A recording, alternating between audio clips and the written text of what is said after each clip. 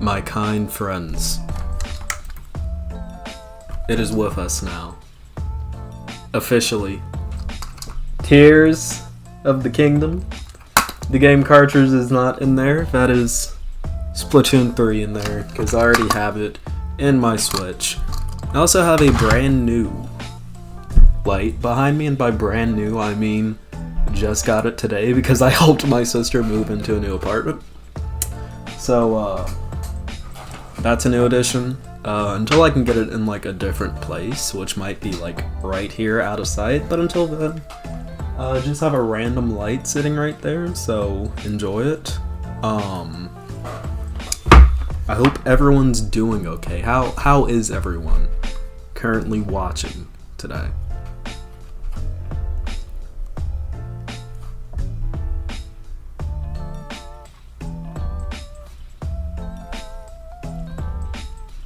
Hope everyone's doing quite nice.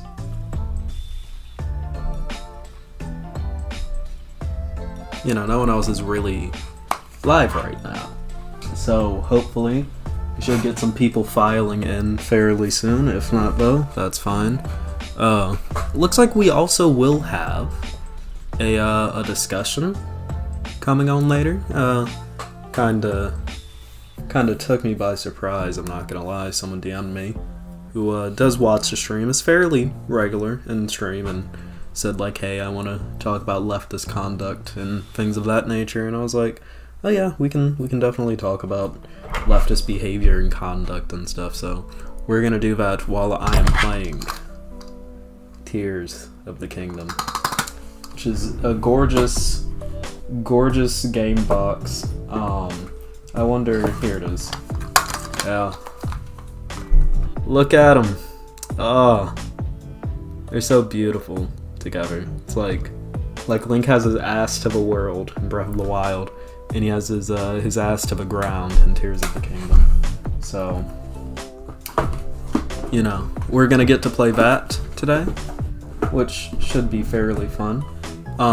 Before we do get into it though, I do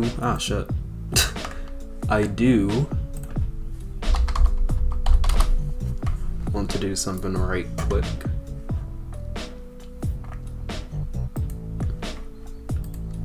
Also, I usually don't plan out my stories. Also, go retweet that link. I will randomly select anyone who likes and retweets that link, and I will shout out your Twitter account in one of the videos that I covered today. So, you know, whichever it may be, if you go like and retweet that, you enter the running for that, so that, you know, we can actually get more people to hop into streams. So, see about that. Hello, John Toms, and also Crispy Chris and Splatoon Tune. So yeah, should have a fun stream ahead of us today. Parents are not currently home, which is cool. Yeah, so I think I might as well explain where I've been, like, videos wise. I just got done and cleared up with AP exams, which is nice and lovely. I don't have to worry about those anymore. I do still have one exam left, but that's all the way in June, and it's not really what I'm gonna have to study for. So outside of that, pretty much what I have to do now is just make sure I'm registered for college classes, and also make sure that I have housing done with, and that I kind of have a roommate selected and secured. And then after we have that set, then streaming is gonna pick up a lot more, hopefully. So yeah.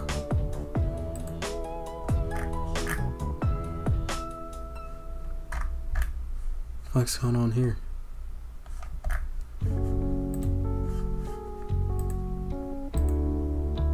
I don't think I've ever seen anyone claiming that land back is white genocide. The only thing I've seen of people claiming that land back is white genocide is like people who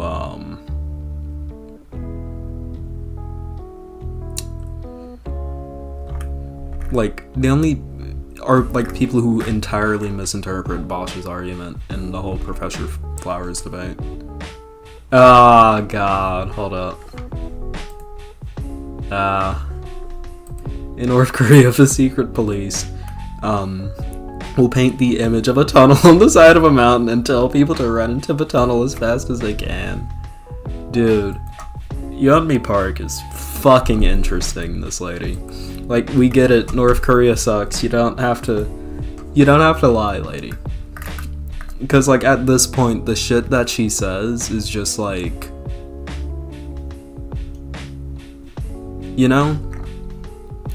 And I think it's mostly due to the fact that a lot of Americans don't fucking get how authoritarian governments work. Like, are they brutal a lot of the time? Yeah, and as a way to, like, scare people into submission. But, like, dude, at a certain point it just becomes, like, a waste of shit. Like, I can look into some of Yeonmi Park's claims right quick. Like, what has she said recently?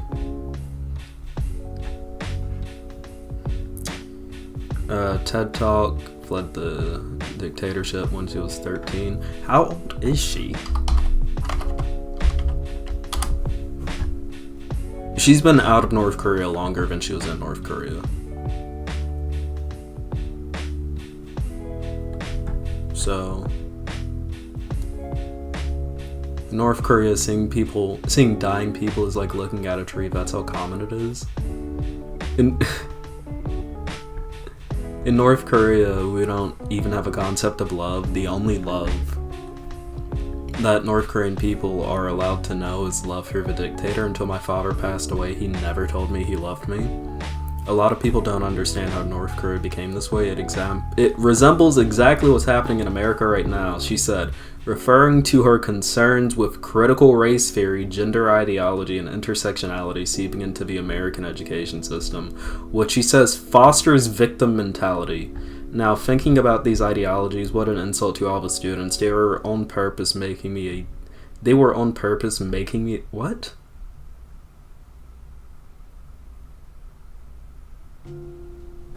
What did she mean by that?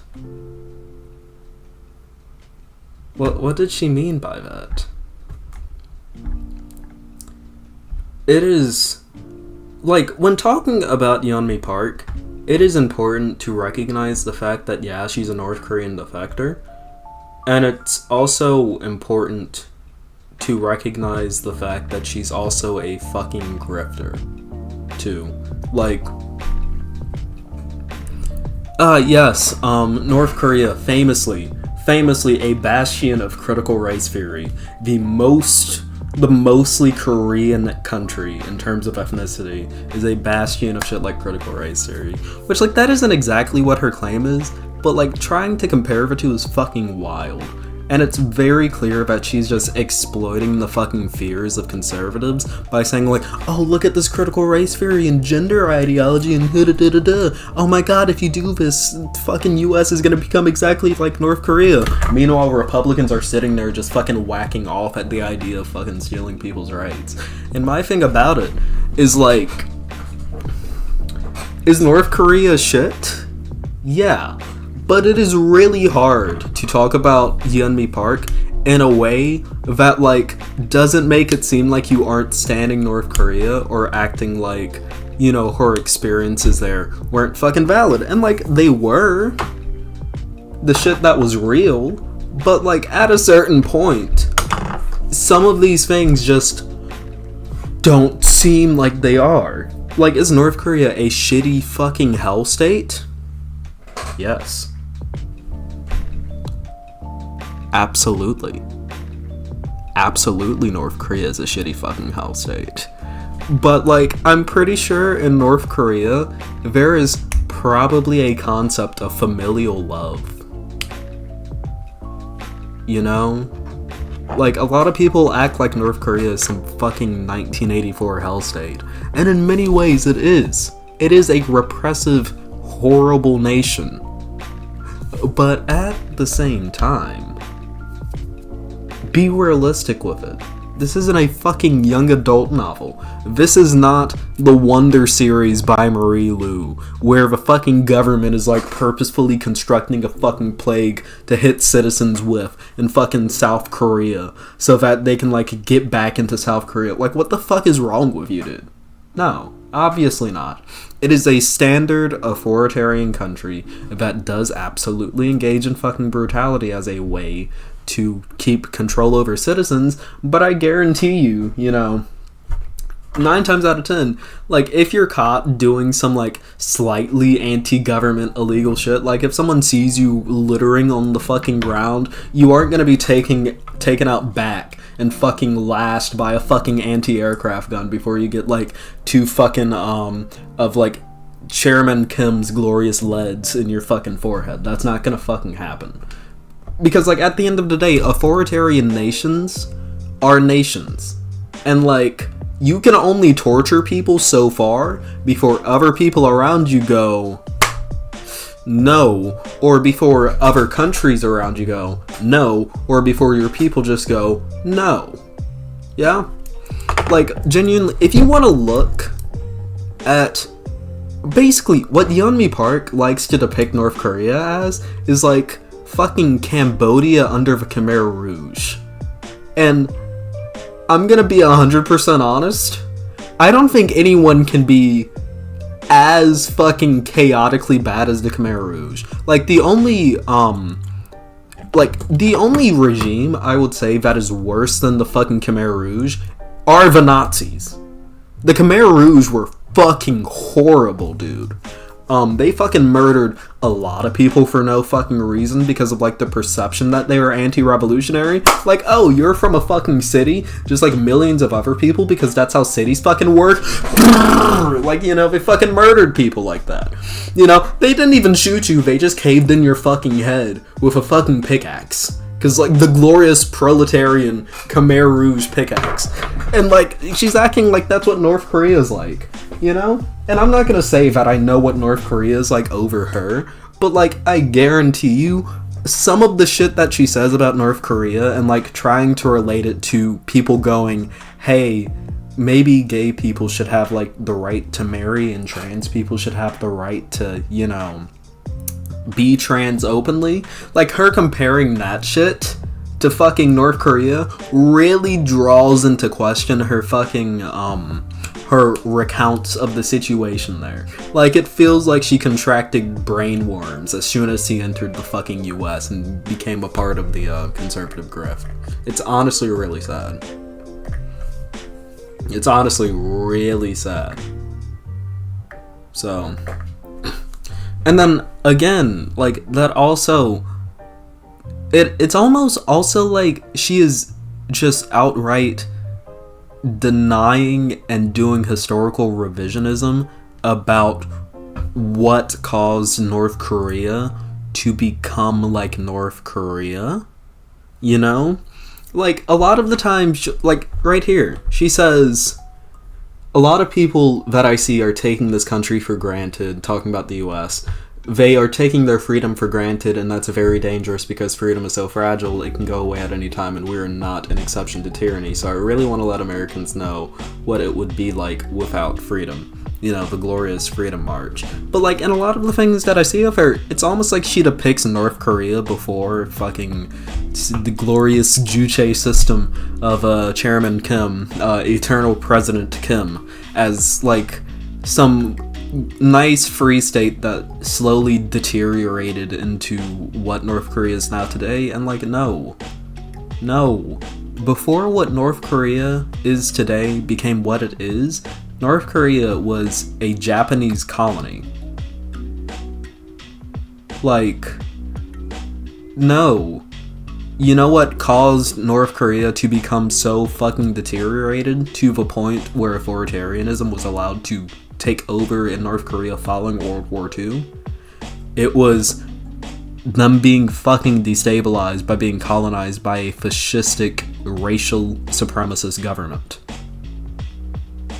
that deteriorated their own political systems in the fucking country, and then with outside Soviet meddling, and also US meddling in the fucking South kinda caused this whole shitty fucking authoritarian situation. And it's not like South Korea was any better until like recently. South Korea stopped being a dictatorship in the 80s. My parents were alive when South Korea stopped being a fucking dictatorship. I have viewers who were alive when South Korea stopped being a dictatorship. Like, this wasn't that far back, and I can guarantee you, Yeonmi Park doesn't look at that and go like, ah yeah, South Korea was a dictatorship because they started being a little too fucking accepting of gay people, and then, you know, like, that kind of happened. You know, she's entirely a grifter.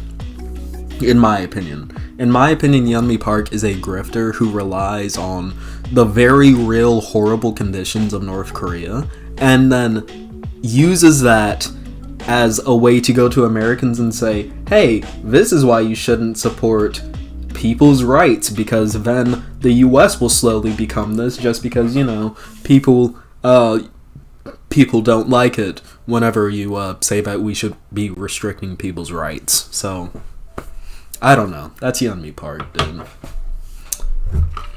And with that, that's also going to be an impromptu segment. I didn't expect to speak on her for so long, but, you know, it deserves it.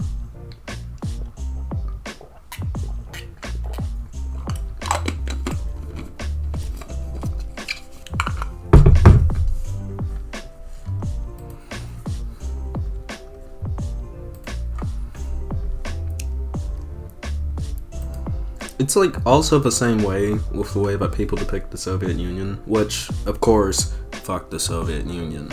But like, a lot of people like to act like the Soviet Union was, again, some horrible fucking hellstate authoritarianism. And yeah, it was for like a decent chunk of it, especially during the Stalin era. But at the same time, it wasn't like, ah yes, oh, if you litter in the glorious red square, well, no, if you probably did litter in the red square, you probably would get in a lot of trouble. But like, oh yes, if you litter in the middle of Stalin's glorious road, you will be shot in the head with my Kalashnikov rifle. Oh, pa pa pa pa pa. Like, no, that's not what happened. No. That's not how that works. That's not how any of this works. That is not how any of this works, dude.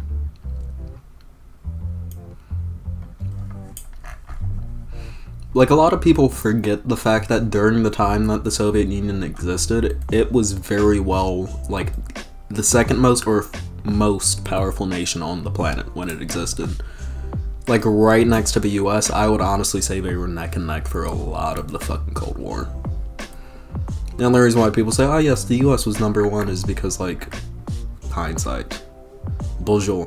Bonjour, indeed. Bonjour. Damn. Damn. Damn.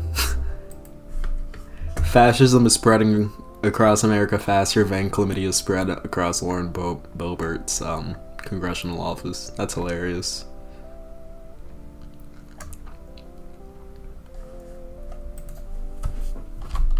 Is that something that actually happened?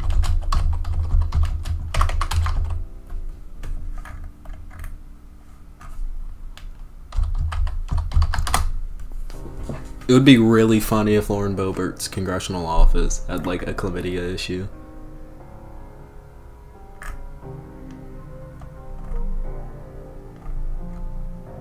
The only culture Lauren Boebert has is chlamydia. Does she actually have chlamydia? Or are these people just fucking... I'm not saying anything on her actually having chlamydia. So you liars. You liars. Anyways, I'm gonna cover my drag queen feature first, because I do want to get to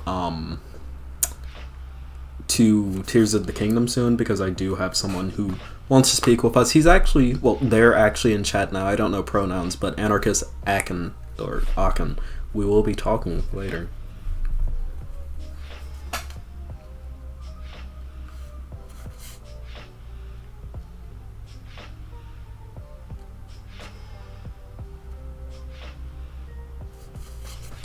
Okay. So, also, y'all tell me if the music's like louder than me, please. Because I do need to know. Hi, D-Gaming! Hi.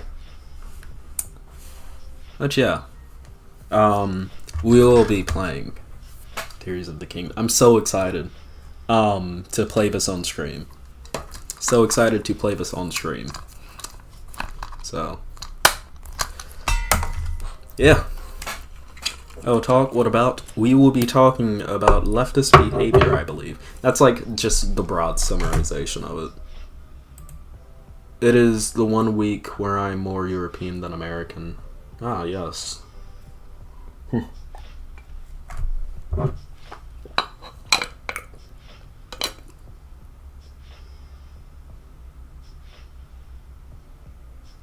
the f... Okay.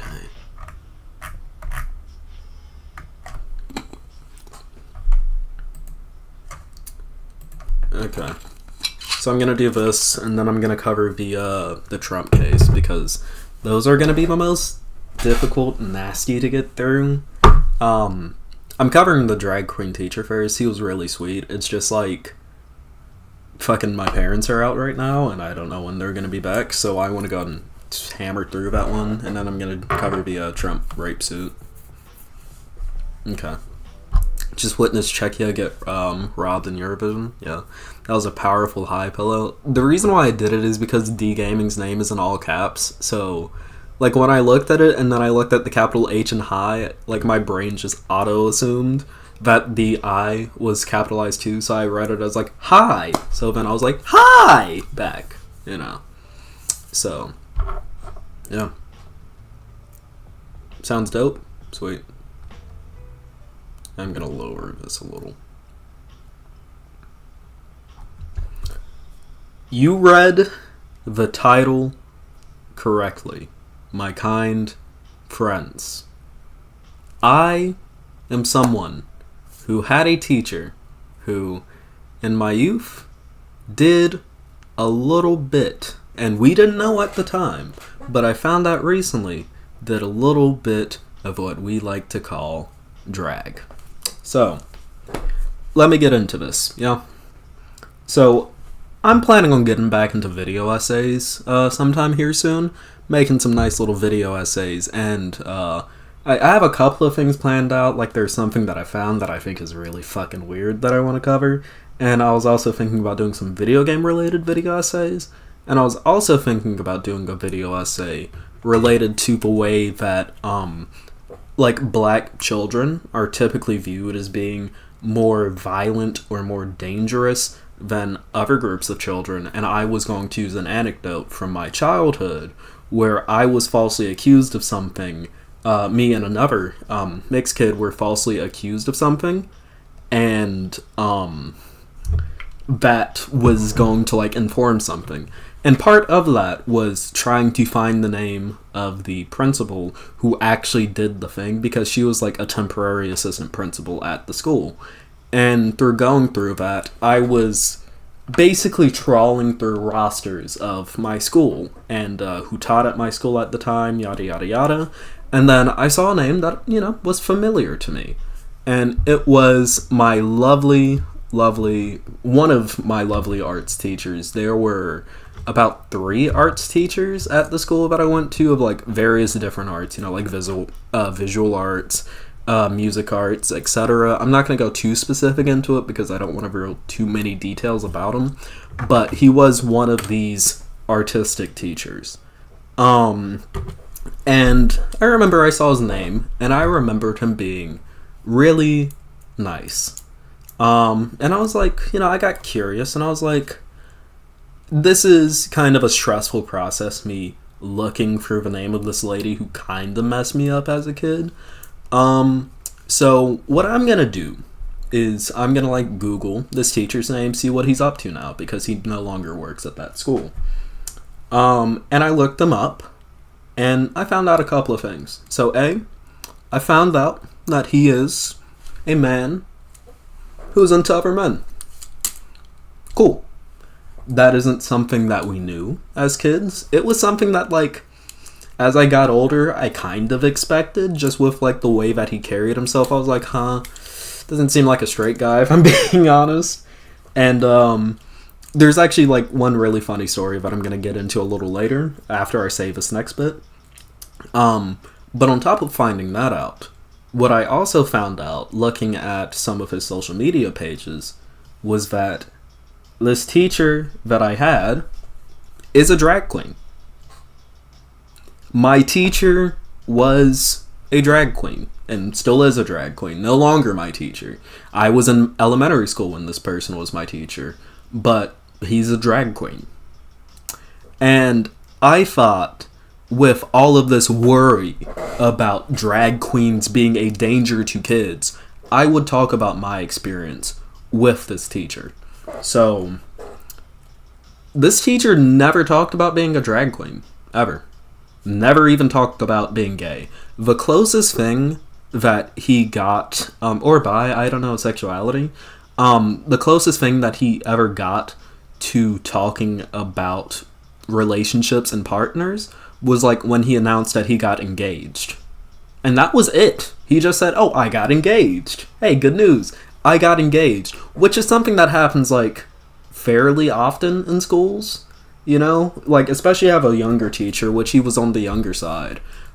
He just told us like he got engaged. And let me tell you, he didn't specify gender, and even if he did, it wouldn't have been an issue if he said like, oh, me and my fiance got engaged, or like me and my boyfriend got engaged. We wouldn't have cared, you know? Really the only indication that he was gay was that he had like a rainbow Mickey Mouse sticker on like the side of one of the black filing cabinets that he had in his room. And if I'm being honest, we never saw that filing cabinet, ever, really. The only reason why why I saw it even was because we had a lockdown drill in his classroom, because, you know, school lockdown drills, they happen. And the way that the classroom was set up, it was like door, filing cabinet. Wait, hold up. It was like door here, and then the filing cabinet right next to it. And the way that lockdown drills work, we had to line up on the side of like where the door is, so that no one could look in and see us. And the only reason why I saw that picture was because, not picture, but like that like rainbow Mickey Mouse sticker, was because like I sat next to it, and then I looked up because, you know, this fucking bored ass kid during the lockdown drill, what am I gonna do? And I saw it, and I was just like, oh, cool. He likes Disney. He's been to Disney. Like, that's what I thought about it at the time. And like, that's not a sticker we would have normally seen, because like the way we sat in his class, it was like let's say this is the wall, this is where the filing cabinet would have been. The student sat right here and then like forward. So like no one really saw that sticker. So to go further into this, the entire reason, again, why I even looked up this teacher is because I was looking up a temporary assistant principal that we had, who honestly kind of traumatized me as a kid. Because she had falsely accused me of something that I did not do and made my life a living hell for like an entire day. And that was a harrowing fucking experience for me. And the other kid that we were in that situation with. And like, it's something that I want to cover in a video essay later. And let me tell you, this lady who traumatized me was an older white Christian lady. Like, an older Christian lady was the woman who fucking traumatized me. It wasn't this gay man who's also a drag queen. That man didn't talk about it. And even if he did, let me tell you, the exact same way that I reacted to seeing that rainbow Mickey Mouse head sticker on his filing cabinet during that lockdown drill is the same way the rest of the class probably would have reacted to finding out that he was engaged to a man, or finding out that he was a drag queen. Just like, oh, that's cool. Oh, he's getting married. Oh, he does dress up. That's fucking cool. That's sick. He posed no threat. And let me tell you, that man was one of the nicest teachers at the school. One of the nicest teachers at the school. I felt infinitely safe with that man. And let me tell you, there were some times when we were like one-on-one, when I was trying out for, well, I guess I have to reveal now what he was a teacher of. He was a music teacher. And I was trying out for, like, some specific music stuff where it had to be, like, one-on-one in the room to, like, you know, make sure the kids weren't, you know, like, nervous about shit. He did nothing. He did nothing. He sat there, you know, I had to sing to him so I could, like, try out for this thing. I didn't get in because I sing like shit. But, like, I was perfectly fucking safe. But no, apparently drag queens are, like, threats to children and whatnot. No. This is someone who is a drag queen, who taught kids, and still teaches kids, I believe. Still not at that school, but did fucking nothing. Perfectly normal, perfectly safe fucking dude. The person who traumatized me at that school was an older Christian lady. Not a gay man who does drag. Yeah? And I'm saying all this to say this. I am quite literally an example of the fact that, believe it or not, no, drag queens don't pose an inherent fucking danger to kids. I am a clear example of that myself. Yeah? And that, listen, let me tell you, everyone watching this, I'm going to milk that shit in debates. So hard. Like, I'm gonna have the data, and I'm gonna have the personal anecdote. Yeah? Because they don't pose a threat to your kids. I wasn't predated on. He didn't predate on any other kids. He was almost everyone's favorite teacher. Because he was really nice. He was really funny. He loved Disney movies. Like, it was sick as fuck. He was a cool teacher. He was a cool teacher. And I guarantee you, if everyone knew he was a drag queen, no one would have been fucking weird about it. And he wasn't a weirdo at all. Because guess what? Most fucking drag queens aren't. You don't hear of stories of drag queens being weird to fucking kids. 9 times out of 10, it is religious leaders who traumatize kids. Yeah? Again, going back to that assistant principal who did some fucking fucked up shit and accusing me of something that I did not do. Yeah? And did not let off even when I told her repeatedly, no, I didn't do it. No, I didn't do it. You can check it. No, I didn't do it. That lady was an older Christian lady. Had a cross in her fucking office while she was falsely vilifying me of something that I did not do. And that's something that I just wanted to say. That's something that I wanted to share, and I think is my duty to share.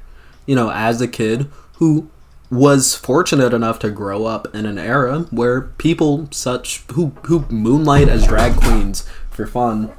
I dropped something. But, like, where people who moonlight as drag queens for fun also teach kids on the side and are passionate about their teaching and are very caring, very engaged teachers who just happen to do things that are fun on the side, such as drag. He posed no threat. He was perfectly fine. A perfectly fine, perfectly nice teacher. And that's just something that I wanted to share. So, with that being said, if you like this video, hit that like button, subscribe, bell icon, comment what you want me to cover down below. I love you all, and I'll see you on the next stream. Peace. I have to hit the stop recording button. But yeah. Yeah, I had a teacher who was a drag queen, which is really cool. Like, really cool. He was super nice, though. Like, the closest thing that he got to being mean was that he was, like, slightly judgy about music, which, like, he's a music teacher, of course he's gonna be. And listen, I'm the same fucking way. Like, if I hear someone singing out of key, I will legit just, like, try to get as far away as possible. It pisses me off to no end. I can't hear people who, like, cannot sing.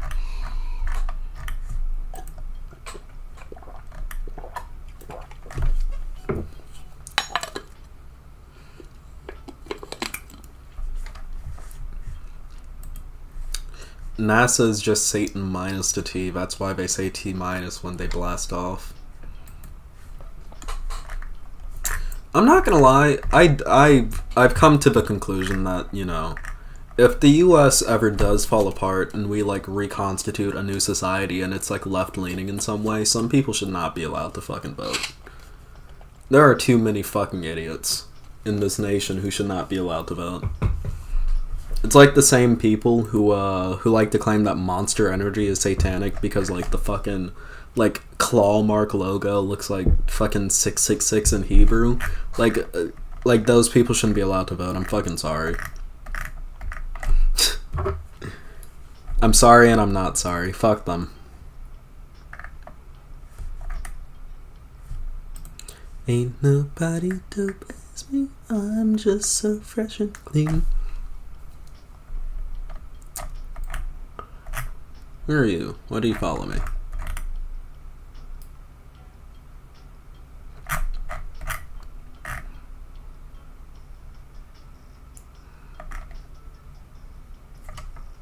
I don't know who you are.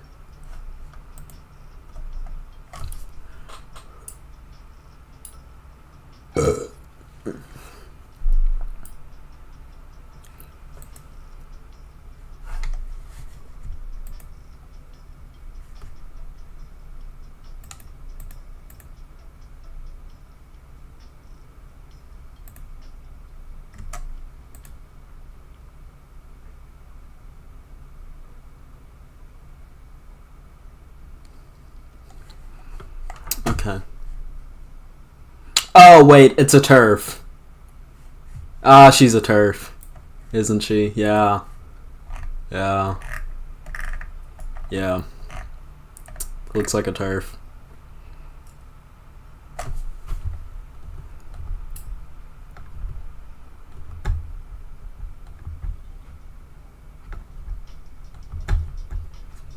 Let her cook? No. My prediction for Tears of the Kingdom is you're finally breaking the cycle from each past Zelda game. I have a theory that is related to the cycle, but my theory is that it's actually like explaining the actual cycle. Like it's a time loop. I think it's a time loop. Is what I think. Okay. Let me pull up an article about the Trump civil rape case. NBC News, don't give me a fucking pop-up. Yeah!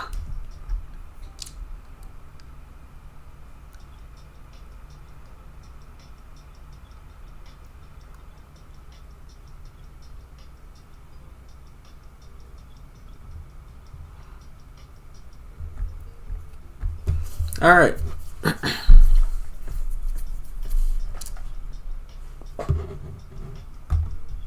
Everyone, we have some pretty heavy things to talk about today. So before we start, I'm just going to say, for what is in the title of this video, just trigger warning for that. It's going to get a little heavy, so if you need to click off at any time, that's fine. But I'm here to say this. Recently, Donald John Trump, former president of the United States, was found liable in was found liable for sexually abusing and defaming E. Jean Carroll in a civil trial and was ordered to pay $5 million to her. So I'm gonna be 100% honest. I'm going to have to tread lightly with the way that I speak here because this is a civil trial. So, first of all, Trump was not found guilty in a criminal rape trial. He was found liable in a civil trial regarding a rape. Meaning, he was found liable on Tuesday for sexually abusing writer E. Jean Carroll in a Manhattan department store in the 1990s, but not liable for her alleged rape. So basically, he is forced to pay her $5 million in damage for battery and defamation claims. So he is not found guilty for rape in a criminal sense. I'm just putting that out there now. But I do want to talk about what this means, okay? So, Donald Trump is a piece of shit. I don't think I have to say that. If you're watching my channel, you think that he's a piece of shit. And he has many sexual abuse claims held against him currently. There have been many claims about him that especially surfaced around the Me Too era and around 2016. And E. Jean Carroll, I believe, is the first woman who has been victimized by him to actually gain some sort of recompense for it.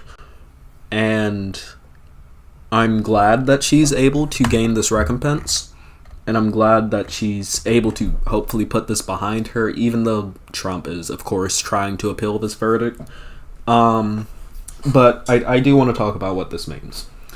It is a infinitely good thing that this man is being held liable for things of this nature, and it is also extremely sad that he was not found liable until now. So I did listen to Carol's story. She never filed officially with the police because she was afraid that her case just never would have came to light, or that she was going to get buried and shit on in the media, because at the time, in the 80s, Trump was well, in the 90s this happened, apparently.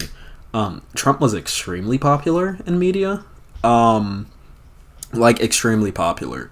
So she never officially filed criminal charges, but to see that she is able to sue him for defaming her, because basically what had happened is that he was repeatedly like, I don't know about woman, she's a liar, I don't know about woman, she's a liar, and he kept saying that in office, and it was like, okay, he's fine while he's in office because, like, presidential immunity or some shit, but then he kept saying it when he was out of office, and then she sued him, and she won the lawsuit, and Trump has had to, well, he's been found liable in the battery of this case as well, according to this NBC article.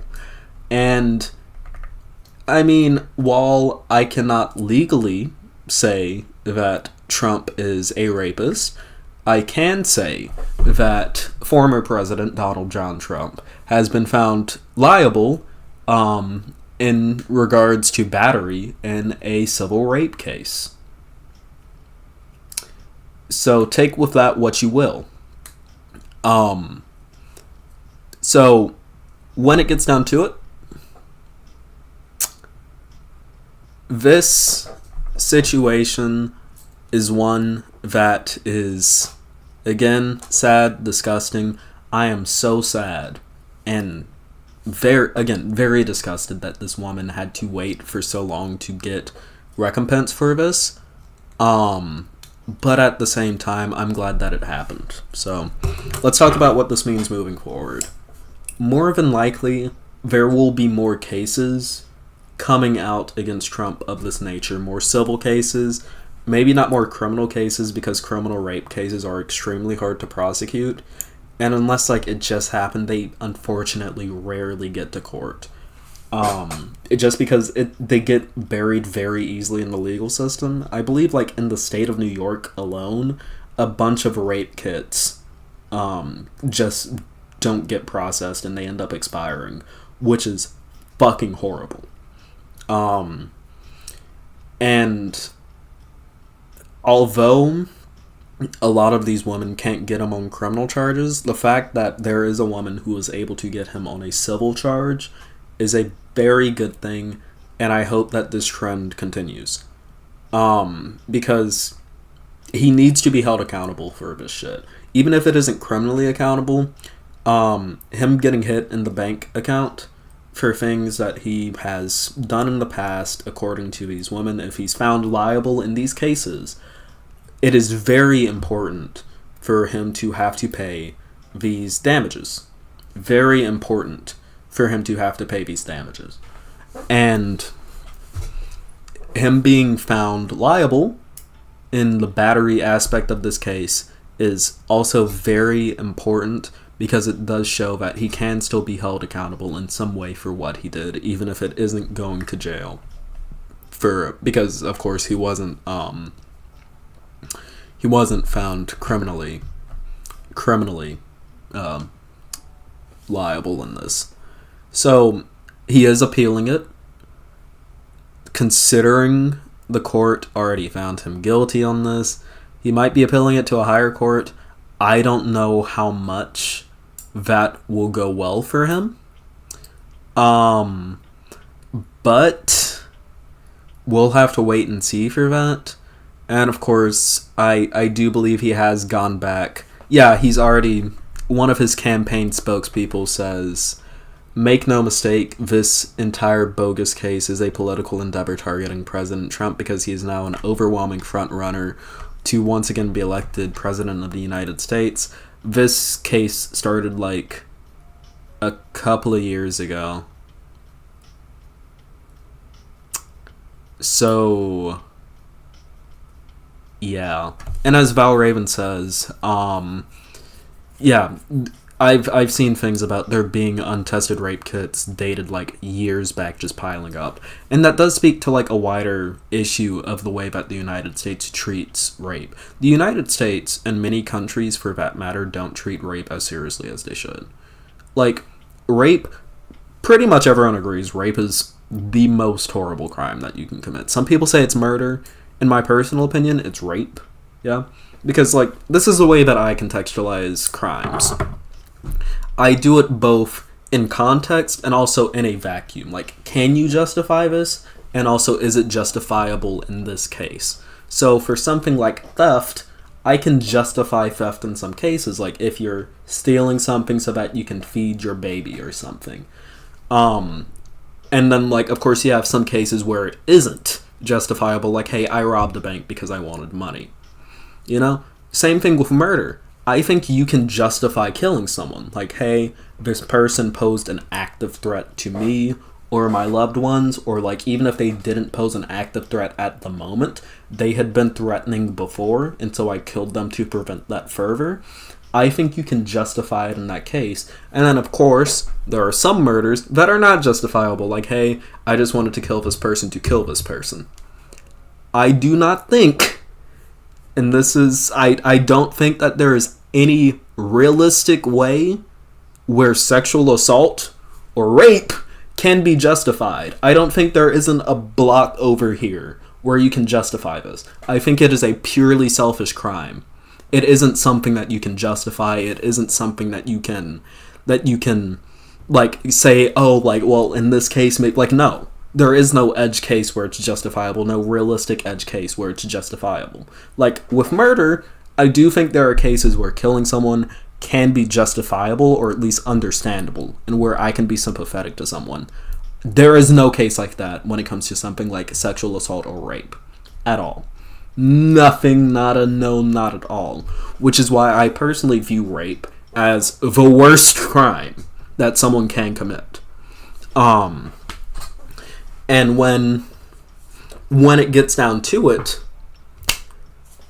this right here is a really unfortunate way that the United States treats rape, because the United States regards rape in a manner that benefits oftentimes men.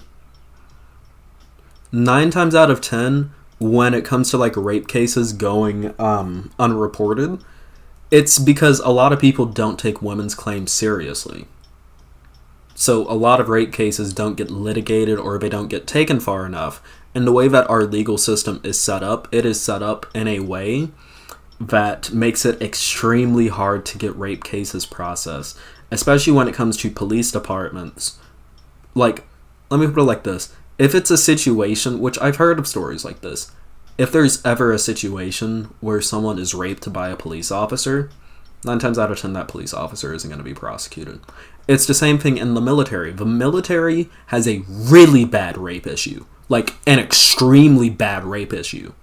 And 9 times out of 10, that shit is never, ever prosecuted. Because of the bro culture of these fucking areas that don't want to prosecute these cases. The United States is a rape culture. It is a culture that protects rapists. It is a place where if a rapist is in a position of power, 9 times out of 10, they aren't going to be dealt with unless some shit really goes against their favor. Again, like, even when it comes to Me Too, think of who actually got prosecuted in Me Too. It was Harvey Weinstein and Bill Cosby. And Bill Cosby got out. Bill Cosby is out of prison right now, and he's walking around. So really, it's only really Harvey Weinstein who ever saw any lasting effects of it that's still continuing today. The United States is a rape culture, and I think it is important to fight against that so that we can protect people, and I think it's important to fight against that so that people who are unfortunately predated upon can see some sort of, some sort of, honestly, like, something happening to the person who did this to them, or so that they can get compensated for their horrific experiences. In many U.S. states, people being arrested can consent to sex with police. How on earth is that not rape? It is rape. It is absolutely rape, because there's a horrible power imbalance there. Yeah. When it comes down to it, yeah, Jimmy Savile in the UK also got away with it. A lot of the West is a rape culture. Roman Polanski fucking fled to France. A big Hollywood director fled to France, and he is a rapist. Yeah? It is disgusting how many people can get away with this. And I think someone as powerful as Trump, who was a US president, being found liable in a civil rape case, even though it isn't a criminal rape case, but someone like Trump being found liable in a civil rape case is a move in the right direction. Is absolutely a move in the right direction. And it is a situation where I do have to say, like, it's one of those where I want to see more people being found liable in cases like this, and also I kind of want to see less of that, but, like, not less of that and I want people to shut the fuck up about it, but less of that and I want less bad shit to be happening, if y'all understand what I mean.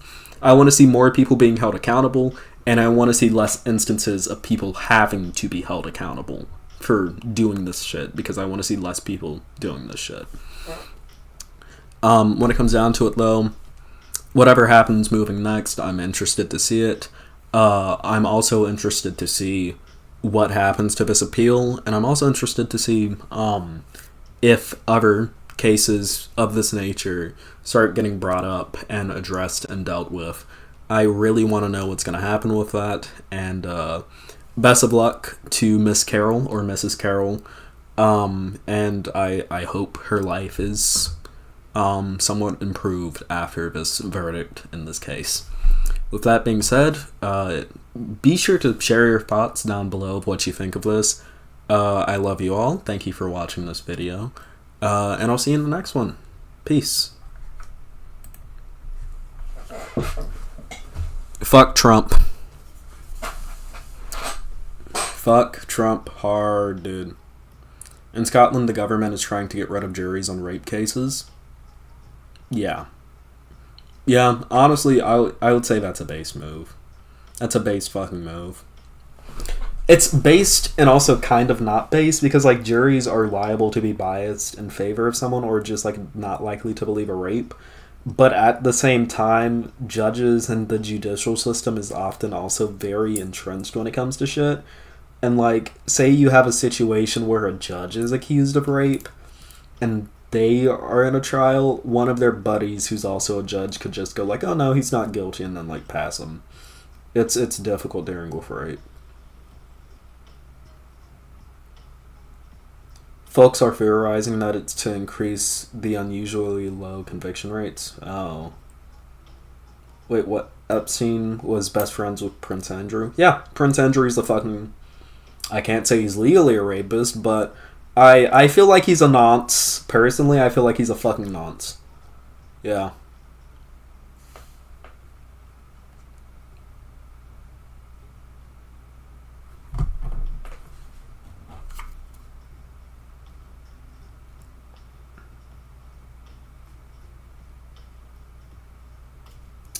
But yeah.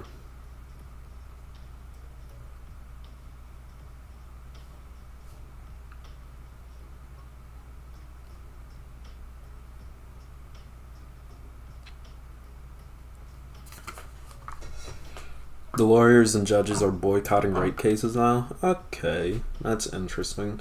I'm gonna have to look into that. Okay. Anyways, we got through that, meaning all we have to do is cover Dream next, and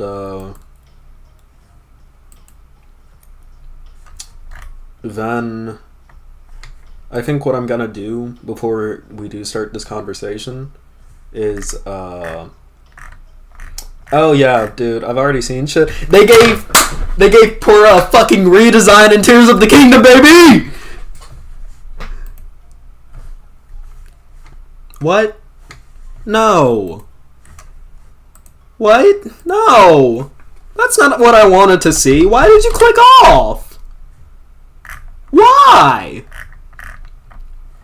Okay, I just have to find shit that isn't porn. Because, Twitter will do what Twitter will do.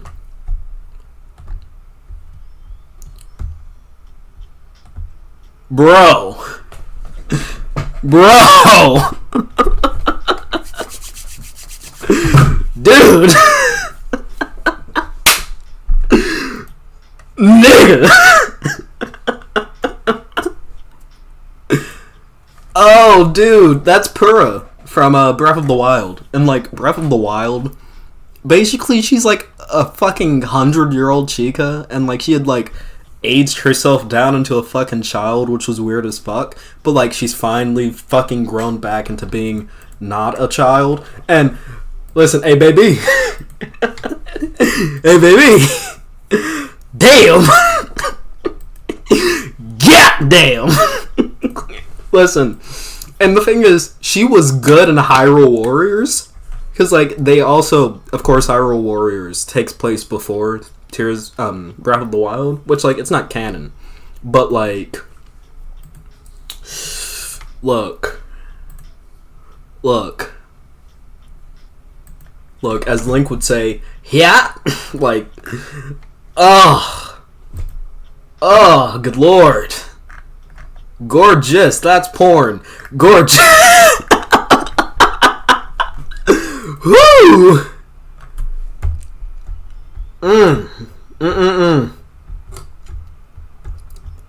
grown adult. She looks beautiful now.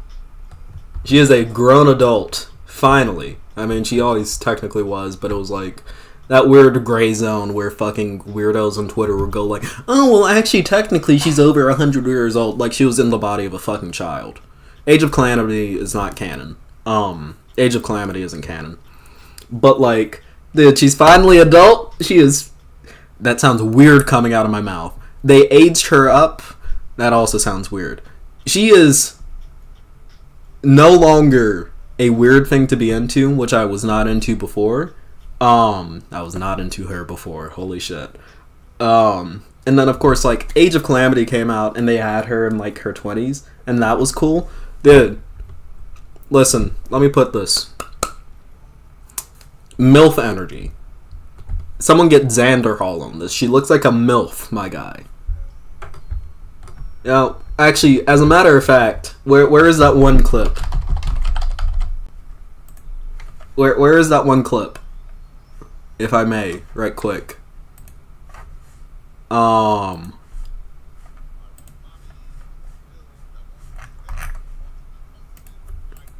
it! It played it. Damn it. Okay, let me find a good one of her. Okay, let's this is my reaction, my guy. I want mommy, I want milk, I want to be held, I want to be comforted. I want mommy milkies. I want milkies in my tummy. I want to be given chicken tendies and comforted. I want to be coddled and caressed by mommy. I want to be... Okay, listen. Listen, that's all I'm gonna say. That's all I'm gonna say. Like, holy shit, dude. Fucking MILF. MILF Pura. MILF Pura. I'm all for it. And I'm excited. Listen, when I first saw this redesign when the game fucking leaked,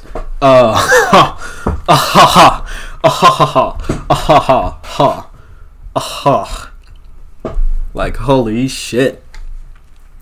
Indeed, I do indeed. I'm excited to see her in the game. Anyways, let me click off of this because I believe, yeah, most of this is going to be porn. Pretty sure.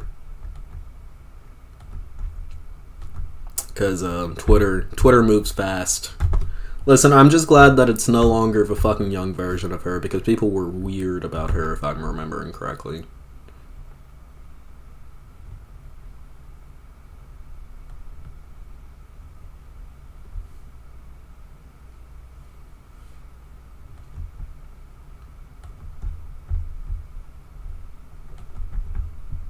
But yeah.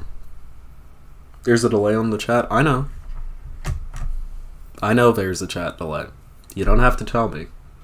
The reason why there's a chat delay is because it makes sure that, like, I can actually stream to y'all on good internet.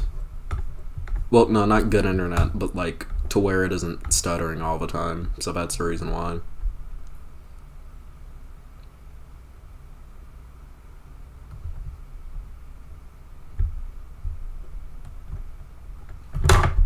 Okay. So, let's talk about Dream. Femboy Link, I believe they actually removed Femboy Link from what I've heard. Unfortunately, they have removed Femboy Link.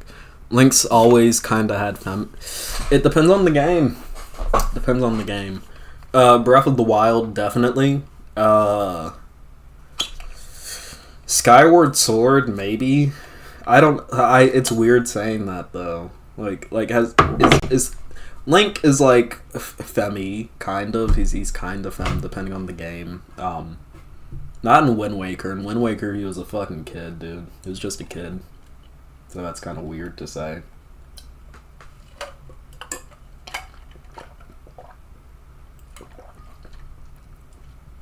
Yeah, no, dude. Twilight Princess Link was fucking built. Like Twilight Princess Link was built. He was buff as fuck. But then again, he was like a farmhand in that game, so of course he was. Farm girls make do. Country girls make do. Yes, sir. Yes, sir.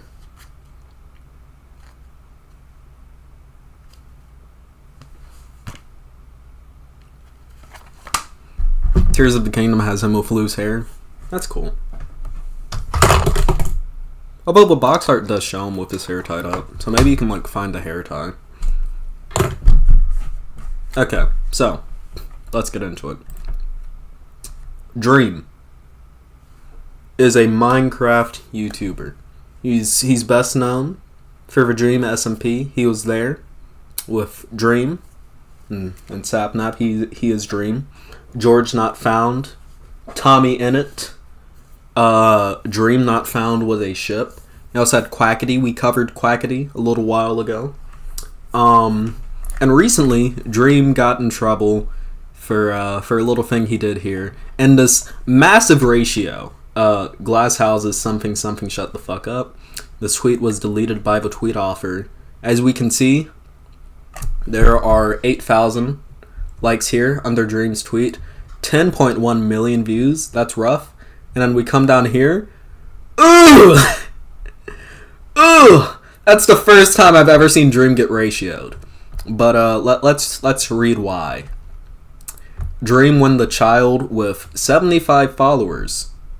When the child with 75 followers makes jokes about his dogshit plushies. Harassment is okay when it's not happening to him. So, let's talk about this. Yeah? Basically, we had this account right here. As we can see, minor. 17, this was a minor. I don't know what streamers I like anymore. 13 plus account. Okay. Unlabeled, profile pic. Yeah, so, and as we can see here, 75 followers. Then we go down here. If you're here from Dream's reply, just remember I am a minor, 17. I am also a DID system with CPTSD. I am terrified this is happening. Stop harassing me. Then we have, if you're from Dream's reply, it's the same thing. And it's saying not letting anyone else in for safety, sorry. So the name's changed a little bit. And then we go down to the end. I can't use this account anymore. I can't have a public account anymore because this will follow me. Profile pic change because the artist doesn't need to be associated. So, let's talk about Dream. We had someone, a 17-year-old, mind you, who was shitting on Dream's plushies, which I'm not gonna lie, I've looked at them.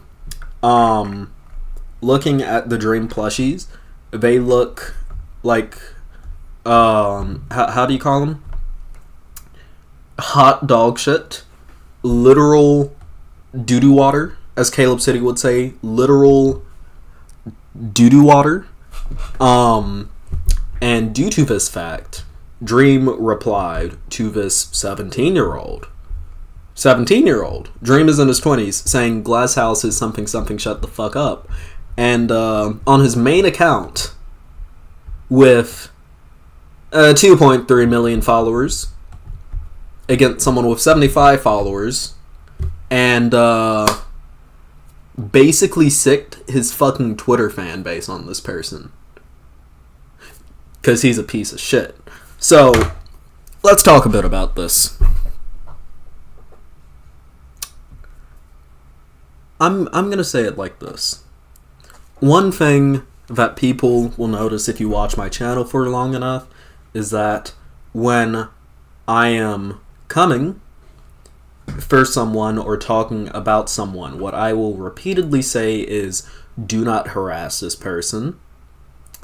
If I see anyone in my community harassing them, or I find out about anyone in my community harassing them, I will personally ban you, and you will not be able to appeal that ban. That is something that I say repeatedly for a reason. It's because I don't want to have a community that fucking harasses people that I cover.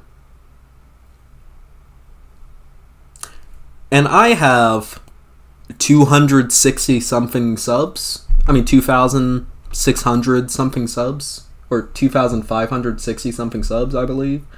What's the official number? Oh no, 2,573 now. I'm a very small YouTuber, all things considered, and guess what?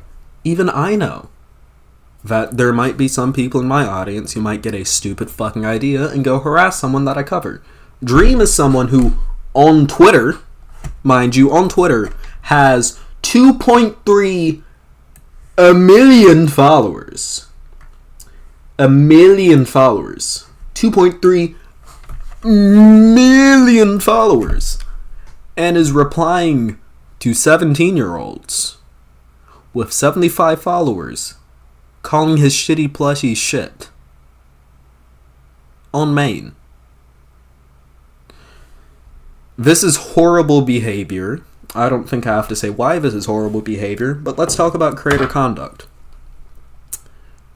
If you are a creator, you should be careful about the way that you engage with people, yeah? You know what Dream could have done here?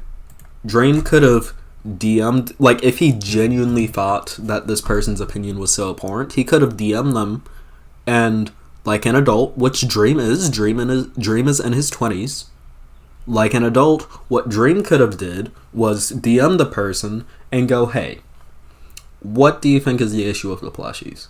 So I can improve upon them. So I can fix them up for an audience, you know? Because if someone who doesn't necessarily like my content thinks they're crap, and I can get them to a state where someone who doesn't even like my content might like them, I know people who like my content will like them. He could be a mature adult about this kind of stuff. But no, what he does is he replies directly to them on his main account, someone with 75 followers, and basically gets them harassed off of Twitter.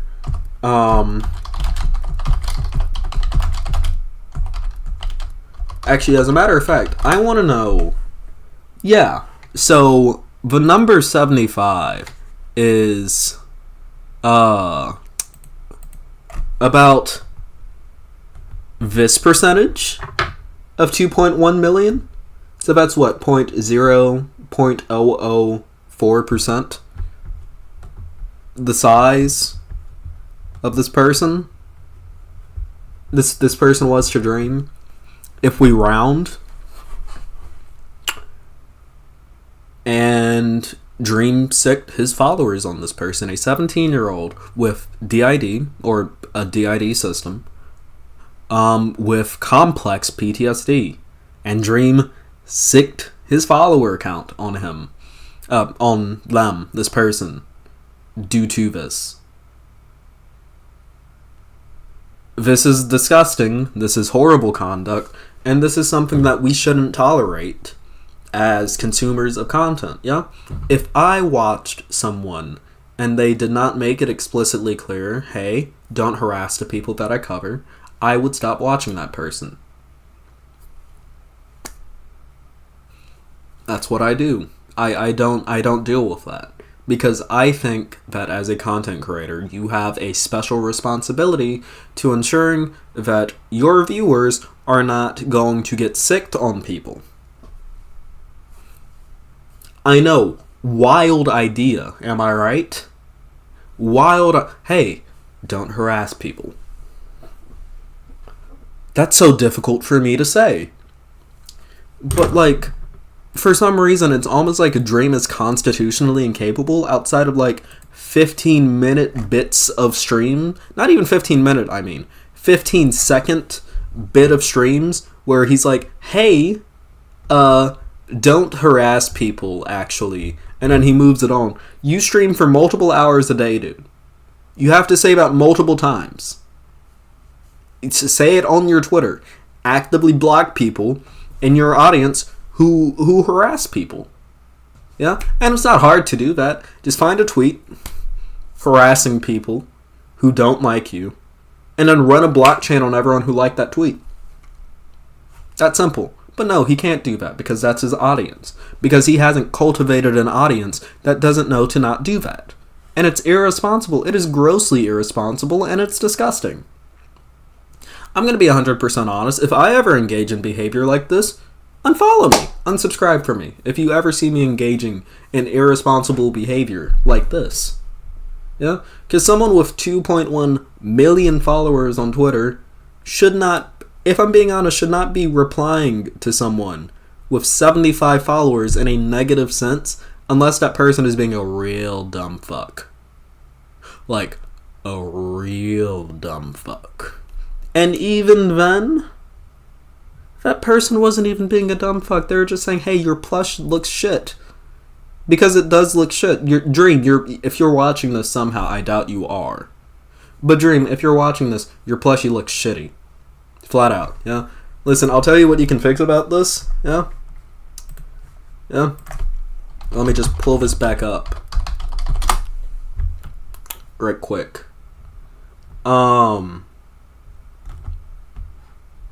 Yeah, so apparently, if I look, Dream Shop, Dream Merchandise, how much is this? How much are you selling this for? That's my question. Selling this for $50. This is a $50 plushie.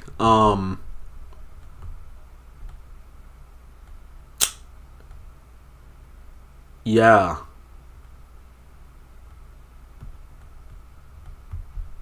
$50.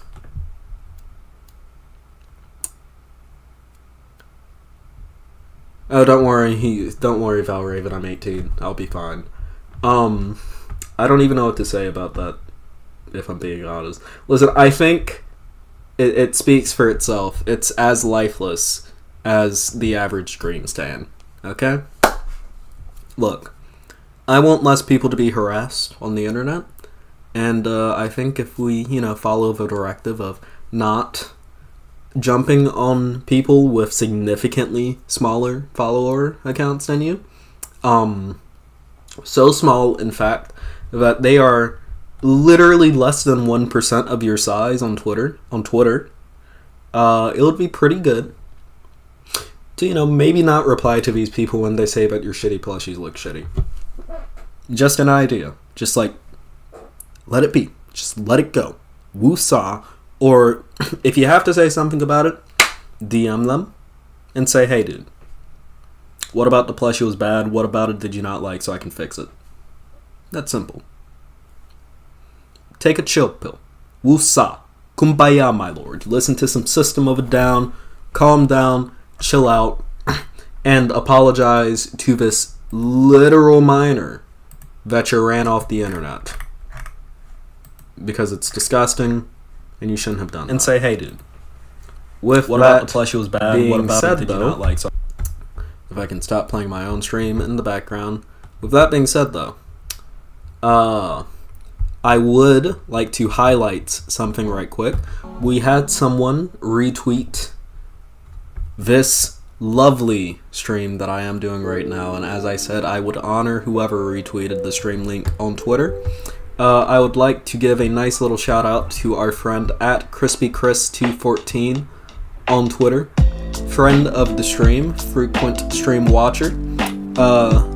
Go follow them on Twitter for retweeting that. And if you want a chance to be shouted out yourself, make sure to be live and retweeting my live stream links on Twitter whenever I do them so that you can get shouted out in one of these videos. With that being said, if you like this video, make sure to like, subscribe, hit the bell icon. I love your faces, and I'll see you in the next video. Peace. Gotta hit the stop recording button. ZELDA! ZELDA! We'll be covering ZELDA next. ZELDA! Tears of the Kingdom. We will be playing it. Just let me go make me, like, a cup of tea first. And by a cup of tea, I mean, like, I will be right back. I need to start making me some dinner, actually. Let me do that. First, let me bring my phone. So, I will be right back. And by make some dinner, I literally mean cut on the stove, put in like some corn dogs, and keep it chugging.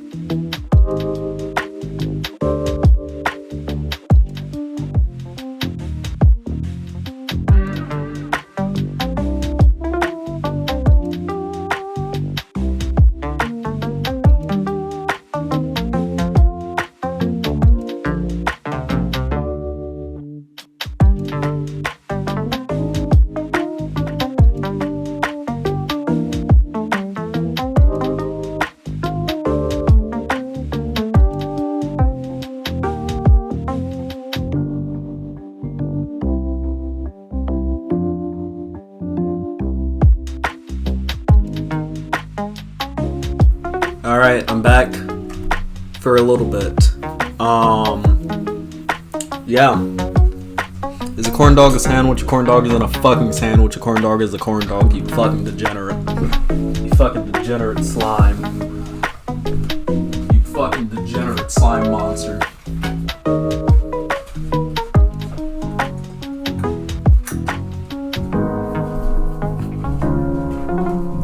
Okay, I'm back for like a little bit while I'm making tea, so I have to heat up my water. So I'm gonna have to dip in a second, just quite quick again, so I can make my tea. Common pillow W, I suppose. Sure, you're not trying to convince me a corn dog is a kebab. A corn dog is far more a kebab than it is a fucking sandwich.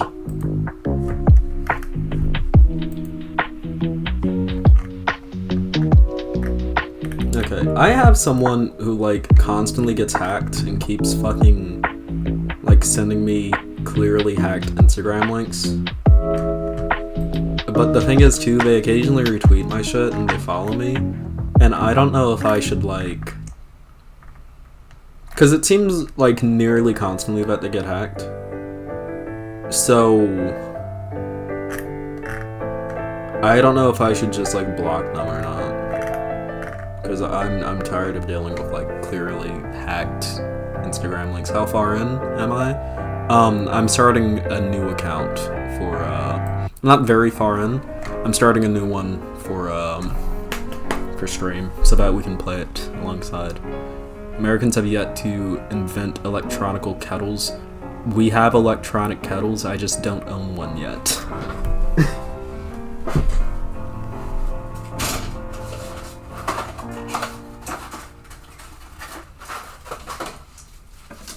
I am planning on getting an electronic kettle when I go off to college, though. So, yeah. Ask a hacker to follow your Twitter, too. They already follow me.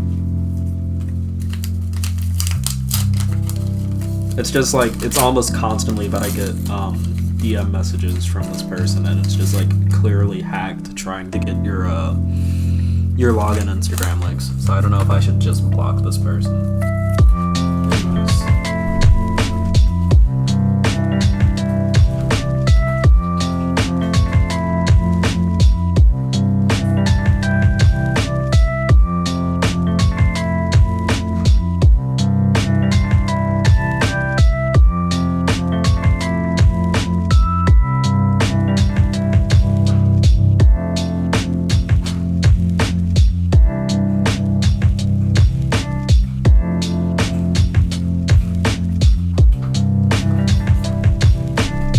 I feel pretty good though, because we got through all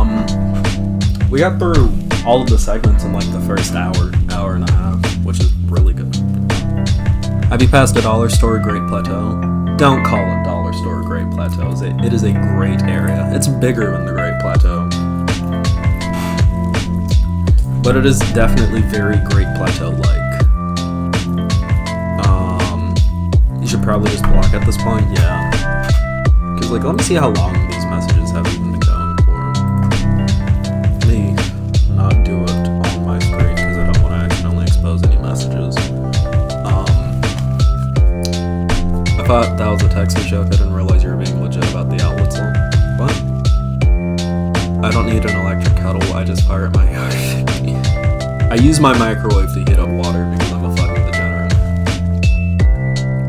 Also, this is my app screen. As you can see, I have quite a couple of apps on there. I have my Firefox, my Pinterest, my Reddit, my Discord, my Twitter. You know, it's all my apps. Got my HBO Max, my settings, my clock, my gallery, my notes. You know, Snapchat and whatnot. But yeah, no, let me check how long this has been going on for in Twitter. Because, like, I've been considering just blocking this person. It's been going on since April 28th. But I know it was going on before then. So I think it's almost like previous messages have been deleted too. but like it's pretty clearly an Instagram hack link. So, and I don't know how to like ban individual people from my DMs outside of blocking them.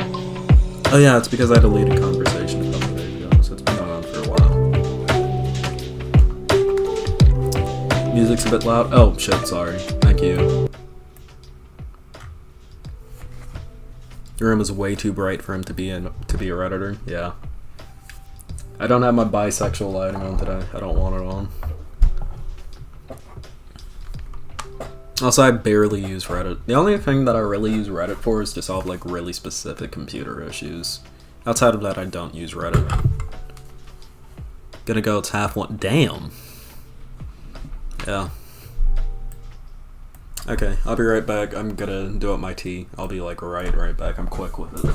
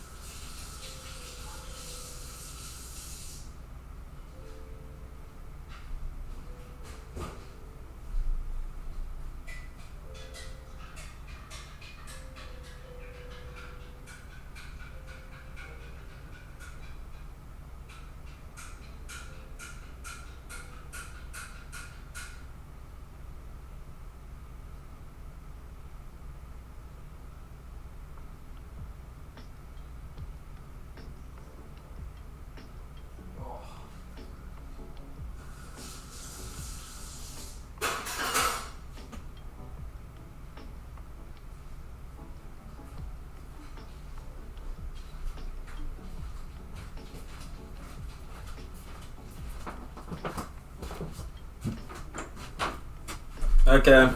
I have my tea. I don't put milk in my tea. God damn it!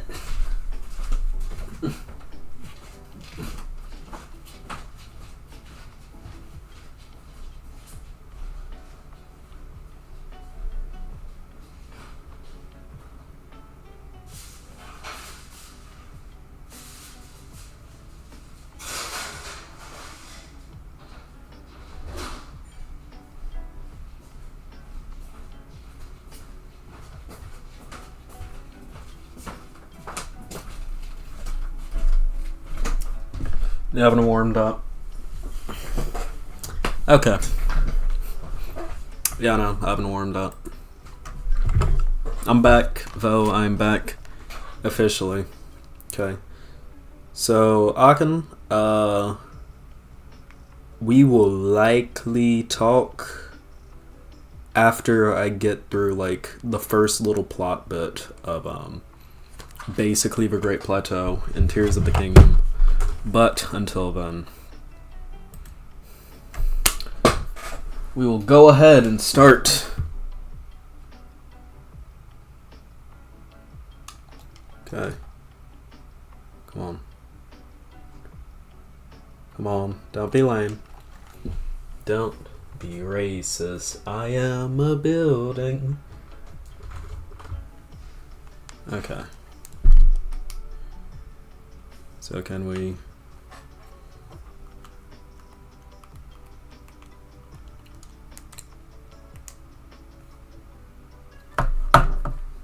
Okay.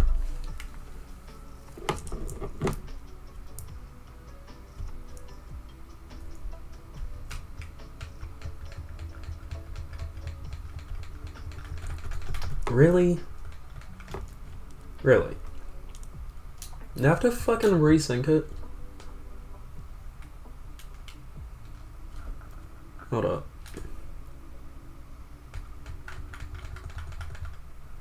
Okay, cool.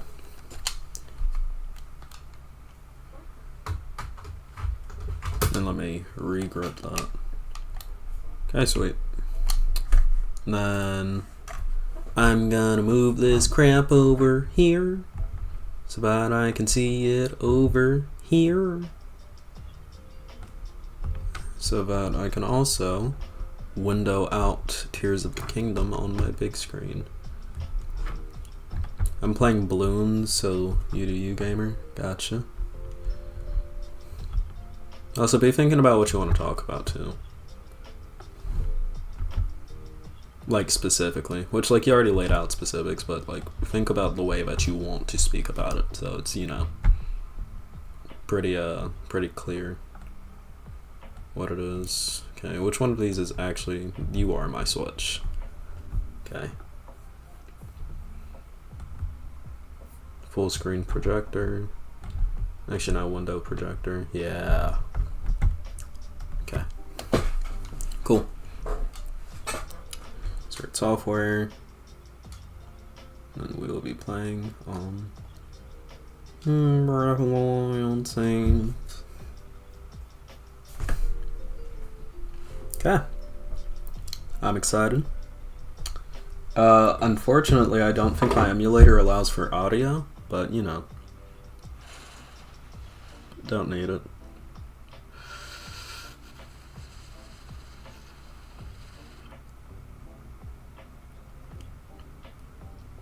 It just ran out of power. Damn. It's on stream. Are club sandwiches kebabs? No. They're sandwiches held together using a toothpick. Don't be racist. I am a building.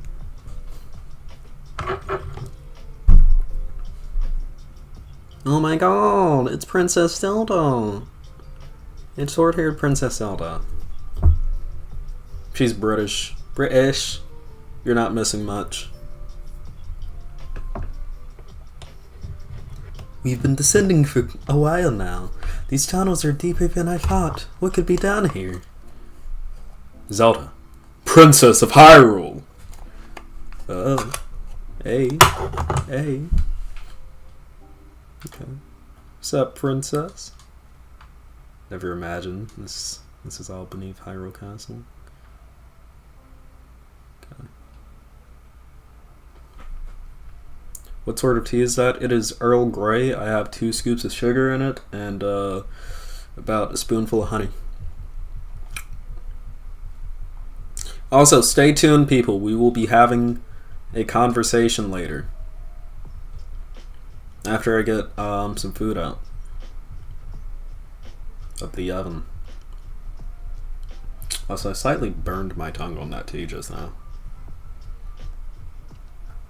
Yes, it is Zelda and the princess, I say, from Bowser. Gay Bowser. So long, Gay Bowser. It's like viewership kind of petered off. Come on, people.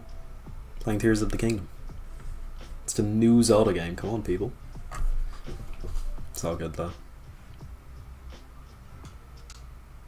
Okay, no paraglider. And then I'm pretty sure... Yeah, Whistle Run got patched the fuck out. That sucks. Whistle Run went hard in the original Zelda. Breath of the Wild, not the original Zelda. What do they call her princess if her dad's dead? Wouldn't she be queen now? Some countries are like that. It might be a thing of like she hasn't been coronated yet. so she isn't a princess. Or, like, she's supposed to be a prince. Honestly, that might just be the way that Hyrule works. It might be like you have kings of Hyrule, but you never have a queen of Hyrule. You have a princess. Because I remember in, like, Twilight Princess, Zelda, for all intents and purposes, in Twilight Princess, was just the ruler of Hyrule. But, like, she wasn't called Queen Zelda. She was called Princess Zelda. She was still a princess.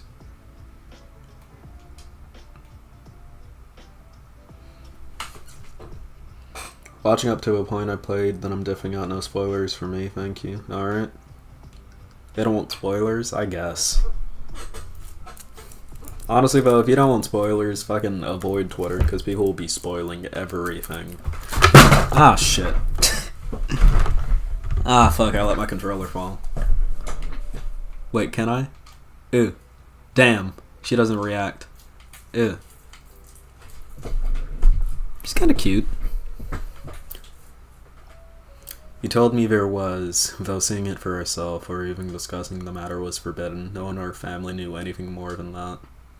Interesting. So you weren't allowed to go beneath the castle. Is this what the Zonai look like? They seem so different to us, such large ears. How did the ruins from a civilization in the sky end up here beneath the castle? Looks like the path ahead goes even deeper. Let's continue, Link. I've been up for like a while.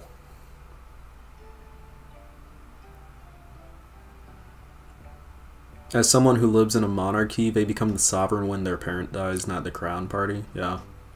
What nation do you live in? Because I do know, like, as soon as, if you're fine with sharing, because I do know, like, when, Queen Elizabeth died, like, Charles did become king, he just hadn't been crowned king yet, but, like, his title updated to king. So. Wonder what nation you live in.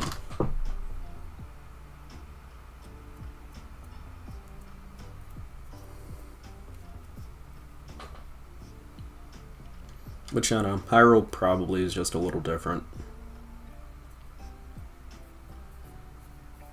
Look at these murals.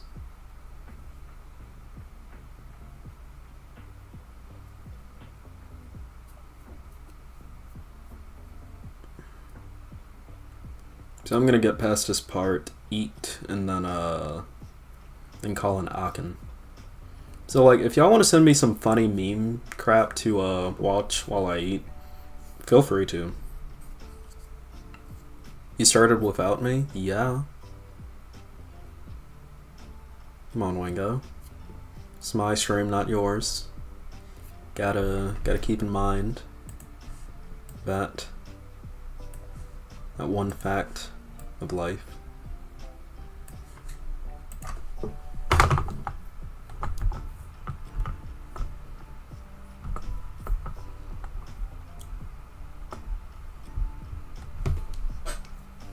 Yeah, nah, I don't like that. Let me balance it.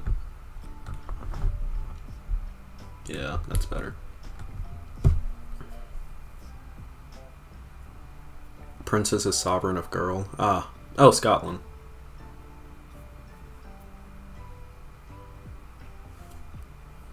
Scotland? Didn't even get a notification. Be in the Discord. It's in the Discord. I always announce it in the Discord. That's what the Discord's for.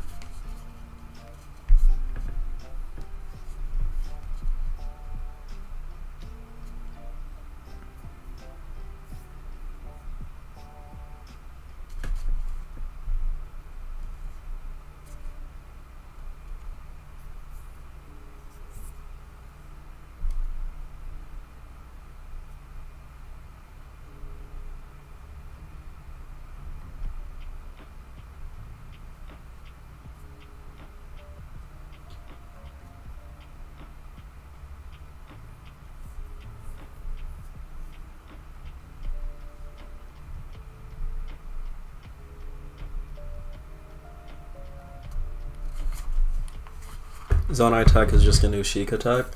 From what I've seen of the game and from what I played of it, it's entirely different.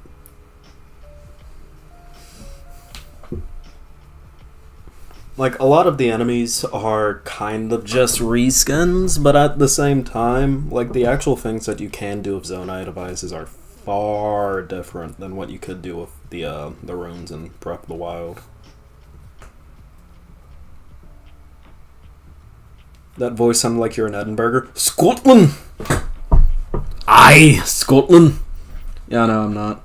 One of my teachers, well, not one of my teachers, but one of the teachers who taught at my elementary school was from Edinburgh. Edinburgh. However you say it.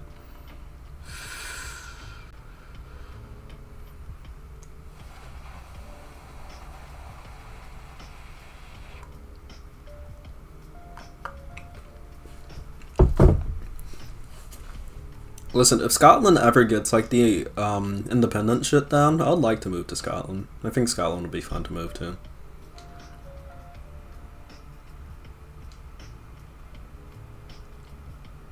Nice place to move to. Y'all can get your shit sorted. Yep, family's home.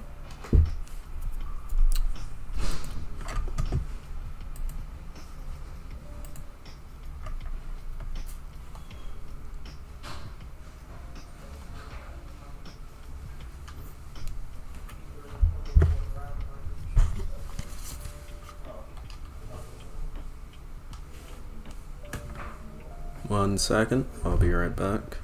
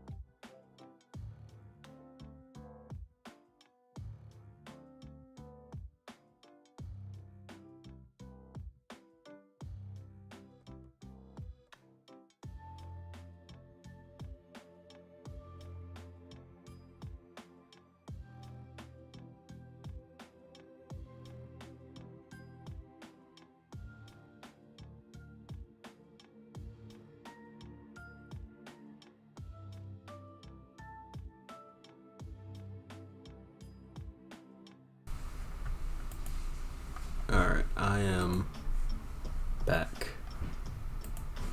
Kinda.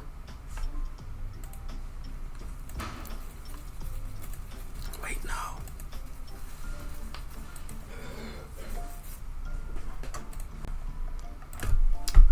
Hold up.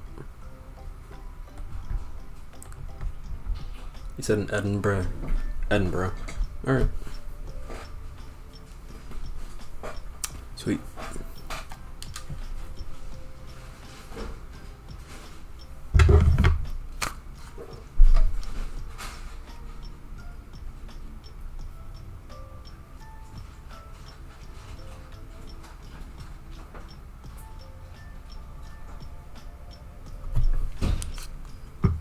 Alright. Glaswegians have hired. Glaswegians. So Glasgow? Why not Glasgowian? Or Glaskite? Like Glaswegian. It's scanning. Oh my god, it's scanning. Shit.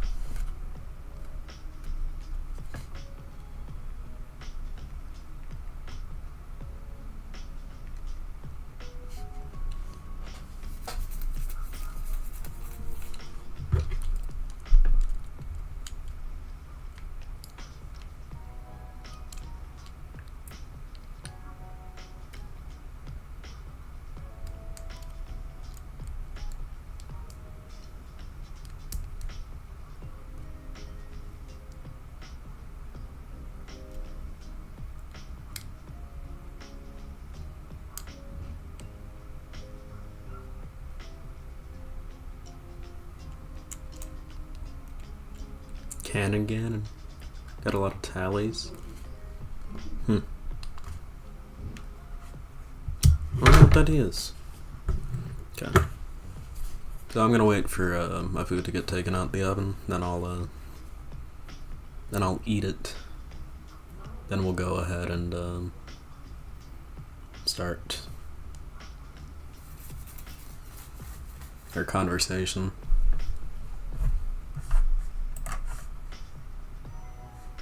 Which, like, I eat fairly fast enough, so I can maybe lead the game up. I will try to find something, though, to watch.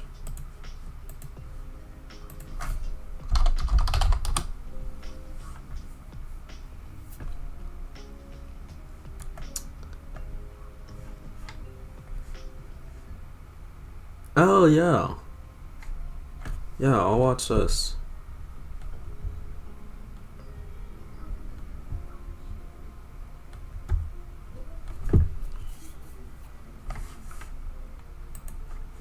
Okay, so things are falling to shit fairly quickly. Is there some reason you're not playing with sound? My capture card doesn't support sound, or at least if it does, I haven't figured out how to get it cut on. Italian is an old. You had me say slurs. You made me say slurs. It's dirty of you. Very dirty. Just like my food is about to be dirty in my stomach.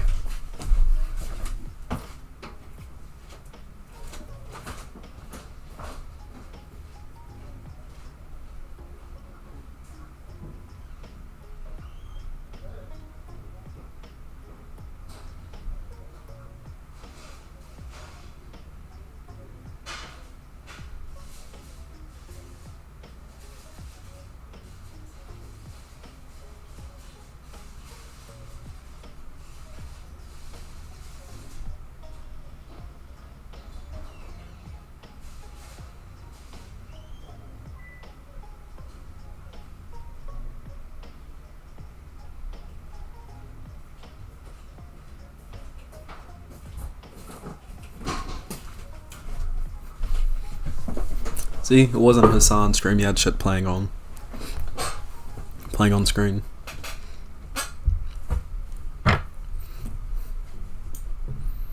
Link, you're finally awake. Wait, you're finally awake. It's like Skyrim. It's like the opening of Skyrim. I do actually have something important to share. I finally got a Steam Deck dock. So I will actually be able to play more powerful games coming up soon.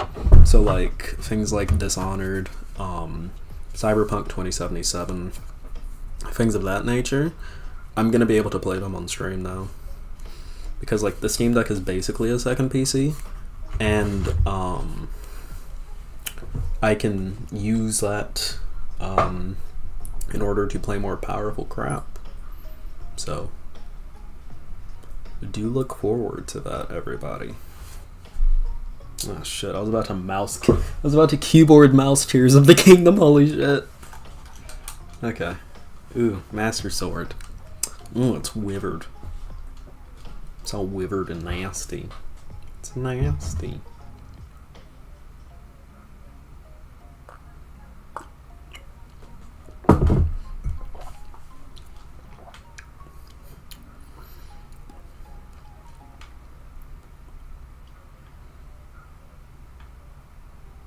I know how to play the game. Come on. Boom.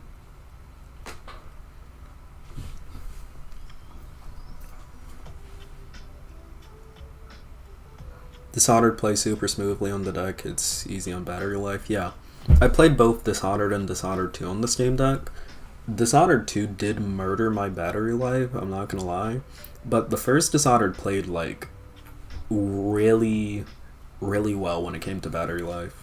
It was unintentional. It was my first ever Dishonored run, like Dishonored 1 run, because I played the second game first. I wanted to beat the second game before I bought the first one, Second game, I was a pretty much fully lethal Corvo, and in the first game, I ended up doing a fully ghost non-lethal run purely due to the fact that I suck at the combat in the first Dishonored. So, I just didn't play it attacking a lot of people, and that ended up being, like, really to my benefit, because I ended up getting that achievement. Because, like, at first, it wasn't intentional, but, like, I had gotten through the first 2 levels doing, like, full ghost, and I was just, like, full ghost and non-lethal, and I was just like, I might as well carry this through to the next few missions. So I ended up fully ghosting it. So I might do that on stream if y'all would be interested in it.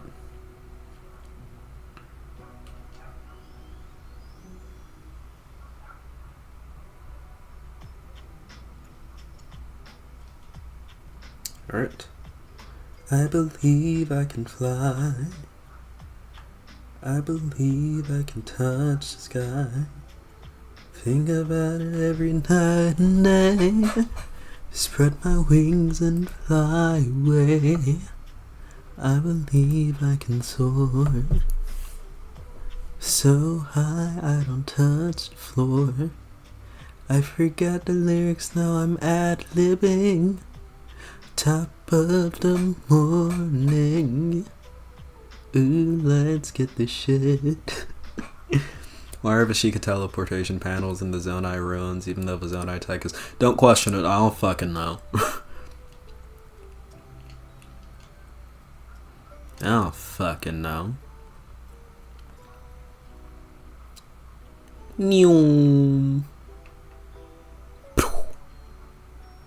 I think it would be really funny to just, like, rocket into the ground with Link like that. Okay. Let me show y'all my Tears of the Kingdom skills. Branch. Brah. Yeah. I know how to select shit. Okay, boom. Hand. Boom. Boom. Firepower. Ooh. Sky Shrooms. The pillow comes out in support of RP and... No, I do not. Oh, wait. Oh, fuck, I forgot that was an R. Kelly song. Shit. Ah. I disavow. I forgot that was an R. Kelly song.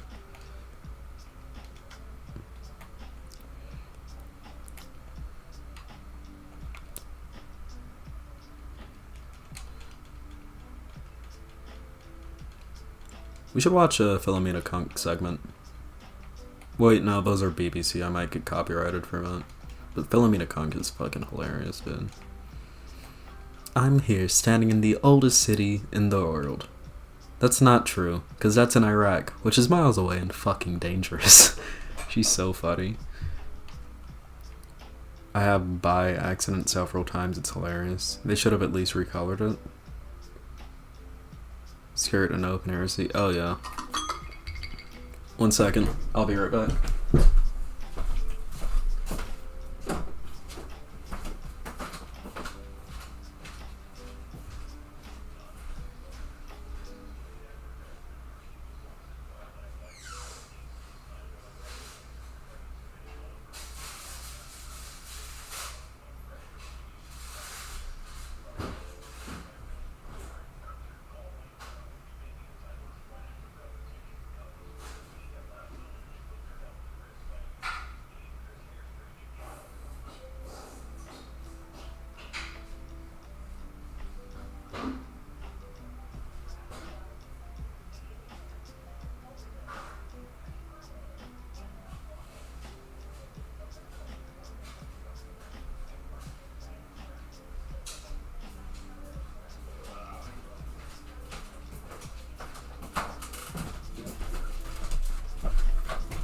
Alright, I'm back. Guess who's back? Back again. Pillow's back. Tell a friend. Guess who's back? Guess who's back? Guess who's back? Guess who's back? Okay. Let's stop this. And let me shove my face full of food right quick. This is a Cyberpunk 2077 lore video. Been loving Cyberpunk 2077 recently. It's very fun. So let's watch this. while I eat. On streets minding your own business after grabbing a bite to eat at Tom's Diner and by the way, this is from the YouTuber Wisefish. Actually, as a matter of fact, I'm gonna do something because I just realized what I'm doing here. Let me be a little consistent. Okay, so let me copy that and let me get over here into my personal Google account where I am, in fact, subscribed to YouTube Premium. I'm a premium user. Yeah. So I want this person to get paid for their good work on this video. So I'm gonna watch it on YouTube Premium.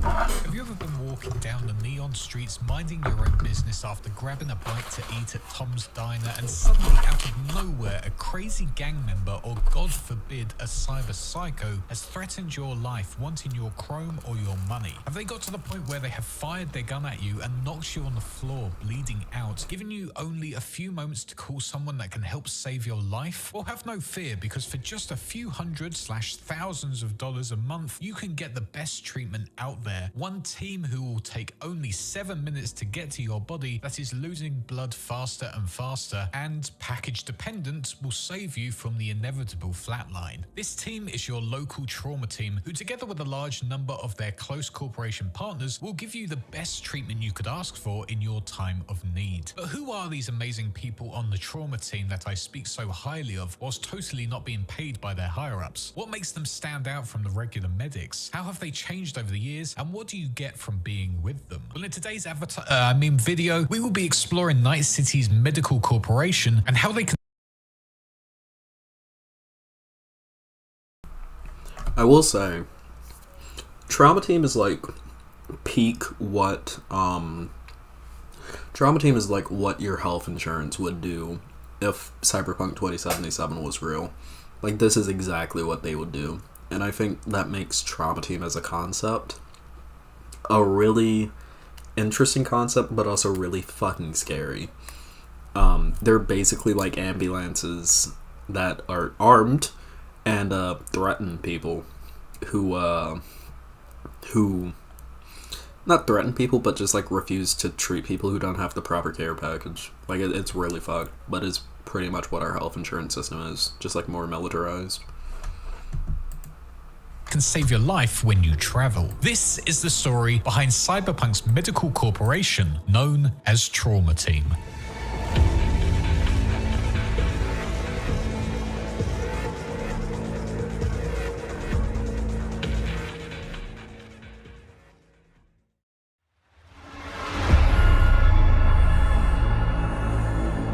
The corporation of Trauma Team isn't actually a primarily Night City-based corporation. Instead, the trademark of Trauma Team International now currently spreads throughout most of North America, with its headquarters being based within Seattle, Washington. This team currently also now has locations based within, as mentioned, most cities in North America, Tokyo, and of course, Night City. Originally found within Seattle before the year of 2020, this corporation noticed that there was a real gap in the market for personal medical assistance, and now as America was suffering more and more violence due to a wide variety of things, such as the data crash, the rising gang warfare and nomad clans, and the many wars America wanted to get themselves involved in to benefit from different trade routes and all, such as the Central American Wars, this was the perfect time for them to set up. As Trauma Team International did set up, violence and crime rates rose massively within the United States, and because of that, this corporation became easily one of the most powerful within all of America, gaining clients almost every second. This immediate rise in power allowed them to then spread into Canada, parts of Europe, and then eventually reaching into Japan. By the year 2020, over a dozen Trauma Team crews would be sent into major cities at a time to help with the injuries and deaths by natural causes, which was honestly quite rare, and crime-related deaths. As Trauma Team went on to set up within Night City, they would build a large medical hospital within Little China, within the Watson district, which would also give the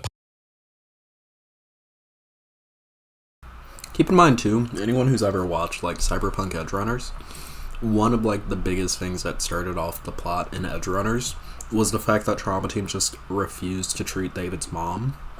which led to her death. Our real trauma team is not real, thankfully. Thankfully, Jesus. But they are basically a parody of real, like the real existing American medical system.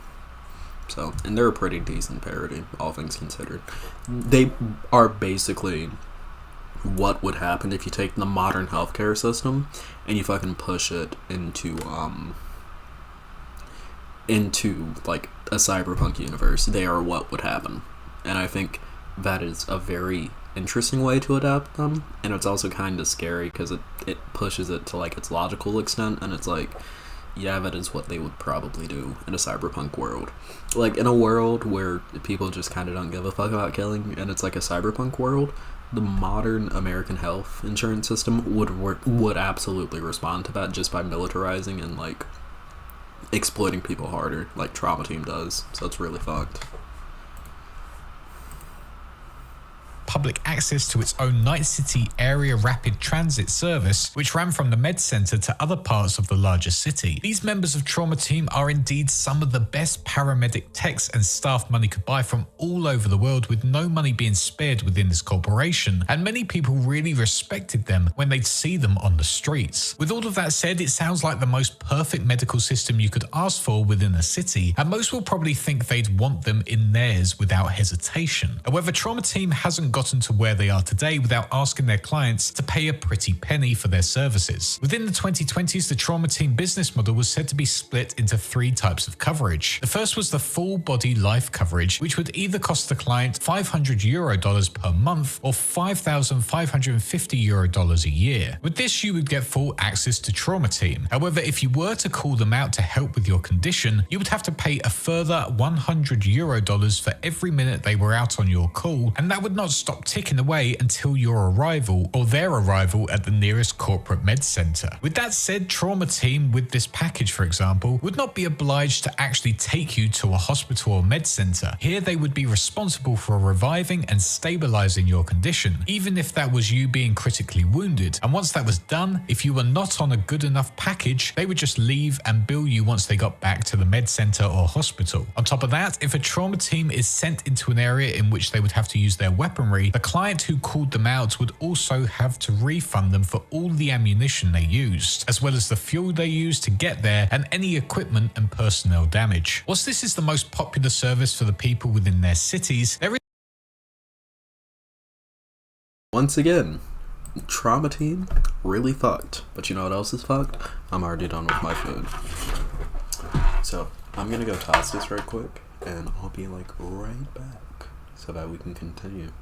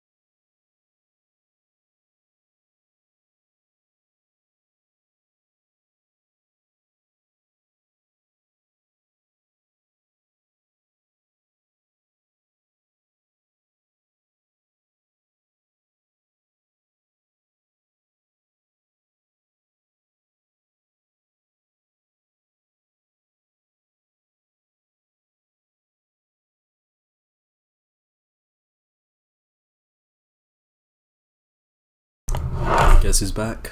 Back again. Pillow's back. Tell a friend. Guess who's back? Guess who's back? Guess who's back? Guess who's back? Wait, what the There is fuck? one benefit they can have if Trauma Okay, Team let's close this.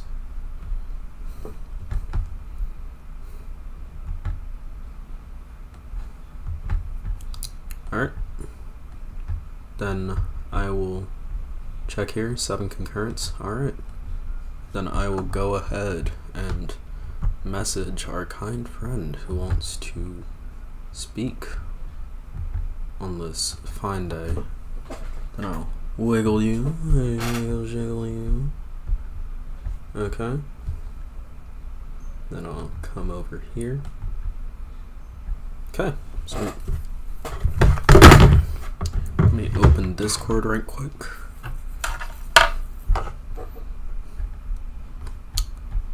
And then I will do this. Oh, wait, no, that's picture in picture.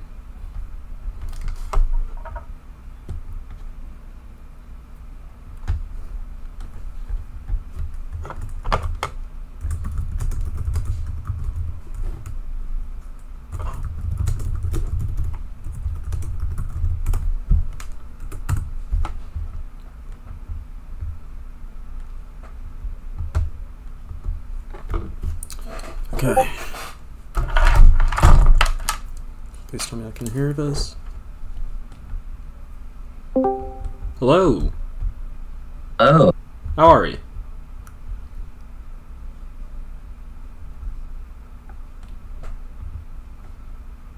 How are you, mate?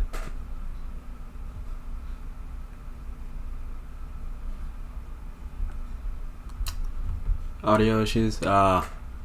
Is it... Can you hear me, or is it like... Okay. Well, when you get those sorted out, do feel free to speak up. Howdy.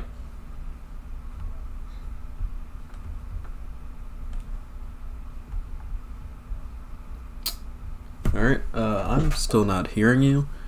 Can you hear me? alrighty then. Discord's doing one of its funny things. Alright. Quick question. Is it... Well, I can hear you. Can you hear me? I can hear you perfectly fine. Okay, well, I can hear you perfectly fine. And, your audio is coming over microphone, I believe. So, yeah. I guess, what's up? Not much to be honest. Just, I was kind of thinking. I was in class with a friend, and I had a discussion. You know, just banter while we were avoiding English work. Fair. And we got to thinking and talking more so about the left online and in general, Mm-hmm. and kind of the issues that it faces in current day. Mm-hmm. What we had come to is that there's a couple reasons why the left is currently struggling online. Mm-hmm. This avoiding everything to do with the right wing itself, we found that infighting is a big part of the reason why the left struggles. Purity testing, and yeah, no, that's what we came to. Purity testing and infighting is a huge part. Alright. So, like... So, go on. Oh, no, you go ahead. If you're still making your point, please go ahead. No, you're all right. Alright. I mean, I guess my main question would be... Like, I don't disagree with that. My main question would be, like, what specific instances of, like, purity testing would you say are, like, bad or, like, not helping? Well, okay. Let me think here. Because I do, like, largely agree that the left does have an issue of being too busy with ourselves to deal with stuff. And I would also say the left has a very bad issue of falling for, like, obvious bait of people trying to get popular who should not be popular. Like one of the issues that I see a lot is that there will be, like, racist white power number 1488 on Twitter, And, like, you have a bunch of leftists, like, quote tweeting this person going, like, oh my god, why are racists allowed to exist like this on Twitter? And it's like, motherfucker, that person had, like, 72 followers before you quote tweeted them, and all of the people who hate follow you now follow that person. Like, good job. You know? Yeah, I'll see that happen a lot with some bigger streamers where they'll fall for the bait and overblow some of these people. Yeah. And it's like whenever I see that, it's a situation of it makes me mad to no end, because you aren't helping anyone, not you, but like whenever I see that, like in my mind I go, you know, like we aren't helping anyone in falling for that kind of bait, and it's only making us worse as a movement, because like that's another thing that I see too, because it's also a bunch of people that I'll see who are, I mean, pretty effectively looking at people who are just saying outright truths, like not outright truths, but like outright falsehoods, and then like try to combat them with the actual truth and like try to educate them or whatnot. And it's like, they know they're lying, they don't care. It's a vacuous effort. Trying is further engaging, and further engagement is giving them more popularity to say their incorrect statement. Yeah, and that's like, done. I had something written down here for the bit of purity testing, just because I wanted to have something written. So, me and I'm guessing many other people online experience what's known as purity testing, where in which another person on the same side as you like, this is almost always done for like progressive issues, more so than it's done in rather somebody's like a leftist or not. That'll usually be a whole different thing. Yeah. I see this often done in, like, I'm non-binary, any all pronouns, yeah. And I see this happen a lot in transgender discussion, where non-binary people are not in the question at that moment. So when bills will be passed about transgender people in the bathrooms, there will be discourse around why are non-binary people are like not included in this bill? What the hell? That's like, what are you doing, government? And then it starts issues beyond the people who just say this is a good bill that we passed and we should keep trying to pass these kinds of bills. Yeah. Instead, they say this is bad legislation. Let's push for something different because this is bad. Yeah. Where it's like, we're getting progression either way. Yeah. Why look at it from the negative sense? Yeah. And I get that too. And I do think that kind of issue comes from like a lot of, like, I feel that a lot of people are justifiably fairly anxious about the way that things are going, and whenever something is kind of turning in the right direction, they want it to be like fully in that direction. And it is sometimes like, if you're trying to get a bill passed in a state like my state, for example, of North Carolina, which is like kind of bluish but also kind of red, you can't unfortunately go as like hard as you want. And that doesn't mean that like a piece of progressive legislation, and like that doesn't mean that you should necessarily abandon people, but like, you know, don't necessarily shut on the legislators for not being able to like force in an explicit non-binary mention in their in like their bill trying to protect trans people. Yeah, and I think that's what I present there is just one example of, I think, many that do end up happening in the discourse that we see online. Like, this will happen in the black community quite often. I'm not black, can't speak to this entirely, but I'll see it online where... Well, I am black, but, you know, like, depending on where you go, I can definitely attest to it. Mm-hmm. Like, I'm just some white guy who uses Twitter too much, but using Twitter, I see this kind of stuff happen, and I'm gonna say I really dislike the whole idea where people will bash it like, oh, it doesn't actually count. It's not real discourse because it's on Twitter. Like, it's just jokes. It's Twitter. But that's our marketplace. That's where people discuss things. Yeah. Yeah. It goes from rather courthouses where people discuss things at like 400 people to now 400,000 people about very radical opinions on Twitter. Yeah.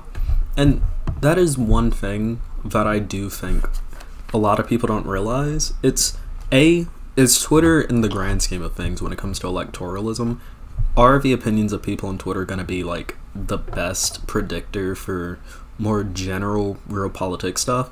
No, but I do think Twitter is a very good gauge for where politics can go, just due to the fact that Twitter is mostly, at least like in the political spaces that I interact in, and I'm sure you interact in, Twitter is full of political radicals, and 9 times out of 10 political radicals become the political reality in a country eventually.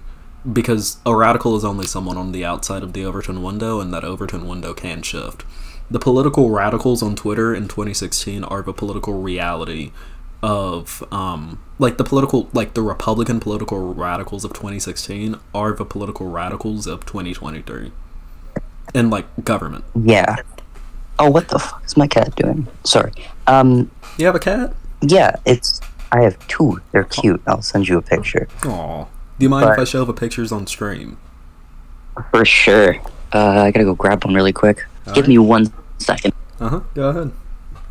Love cats. Radio free cat, but also with negotiations we should try for more radical demands rather than... Yeah. I am a full believer that when it gets down to it, we should be more radical in the demands that we make, but also, I stand with the belief that we should also be able to, like, know when, oh, ill, no, ill. Where is it? Aim with motion controls? Fuck off. No. That is disgusting. Ill. Alright, I'll try to show it later on the stream, but my cats ran away, and I can't find them. Cats are to do what they wish to do. What point exactly were we just on? I'm sorry. We were talking, I think, about Twitter radicals. Oh, yeah. Yeah, so basically the Republican Party of 2016, the radicals on Twitter from Gamergate era are now the moderates of the Republican Party. Yeah. And yeah, I completely agree. We've seen a huge jump in not only far right, but fascist even leanings in the general right. Yeah. And go on. Oh, yeah, and that's the thing about it too. That's why I do take a fairly massive issue when I see, like, other leftists arguing with, like, again, racist Groiper 1488 on Twitter and, like, bumping up their views, because it's like, you want to see less of these people, and the way that you see less of these people is unironically by not giving them attention. Like, give them... My general philosophy when it comes to things like this is, if you have a platform to expose them and to get them, like, banned and shit, just say, hey, here's another racist, get them banned, and leave it at that. I don't necessarily like when you have people trying to argue in good faith with people who just want you dead, because at that point, you're doing nothing but giving these people attention and making your hate followers, because leftists have a lot of hate followers. I have a couple of hate followers on Twitter. And, like, my general thing that I do whenever I see one of them, or, like, a Groiper following me, is I'll just, like, soft block them. But by, like, allowing these people to exist and allowing these people to, you know, kind of proliferate by retweeting them and, like, quote tweeting them and trying to correct them when they know they're wrong and they don't care that they're wrong, all you're doing is spreading what they are, and that's not a good thing. Yeah. Yeah, I'll see this.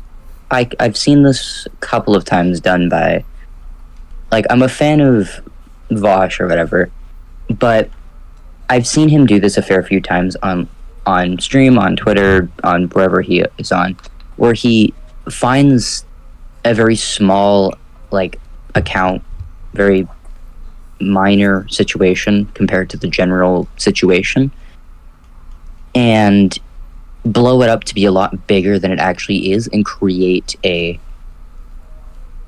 point of discourse around it. Yeah. I'm trying to think of an exact example here. I will say, if you do point to anything like more recent than 2021, I'm not going to remember it because I haven't really watched VOS since then. I have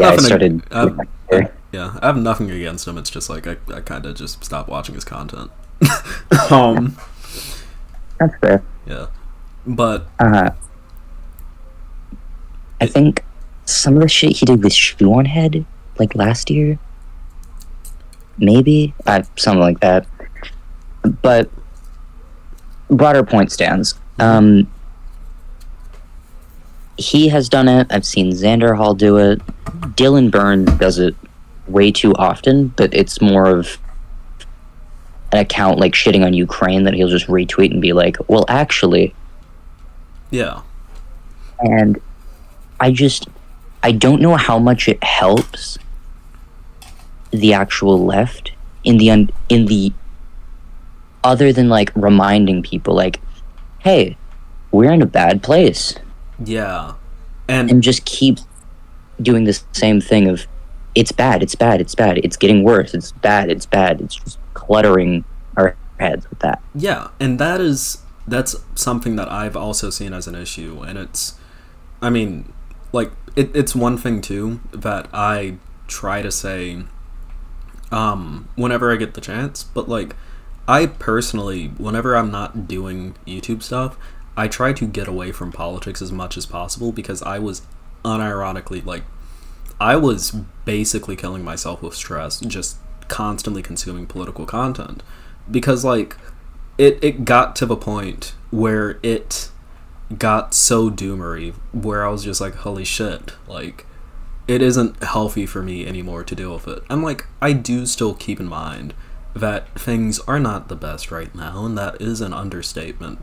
But it's also one of those things of, like, I can't let myself get so doomered and stressed over it that, like, I can no longer function. And that's something that I always encourage people to do. And that is an issue that I do see in people constantly engaging with this kind of crap on platforms like Twitter. Because it's like, all you're doing by engaging with these people are letting some of the most heinous people on the planet get in your mind and, like, ruin your day. And you can't let that happen over a Twitter argument. You know? Because, like, again, Twitter is important, but at the same time, you know, like, your mental health is worth way more, and there's no reason to give these people attention. It's like existential nihilists.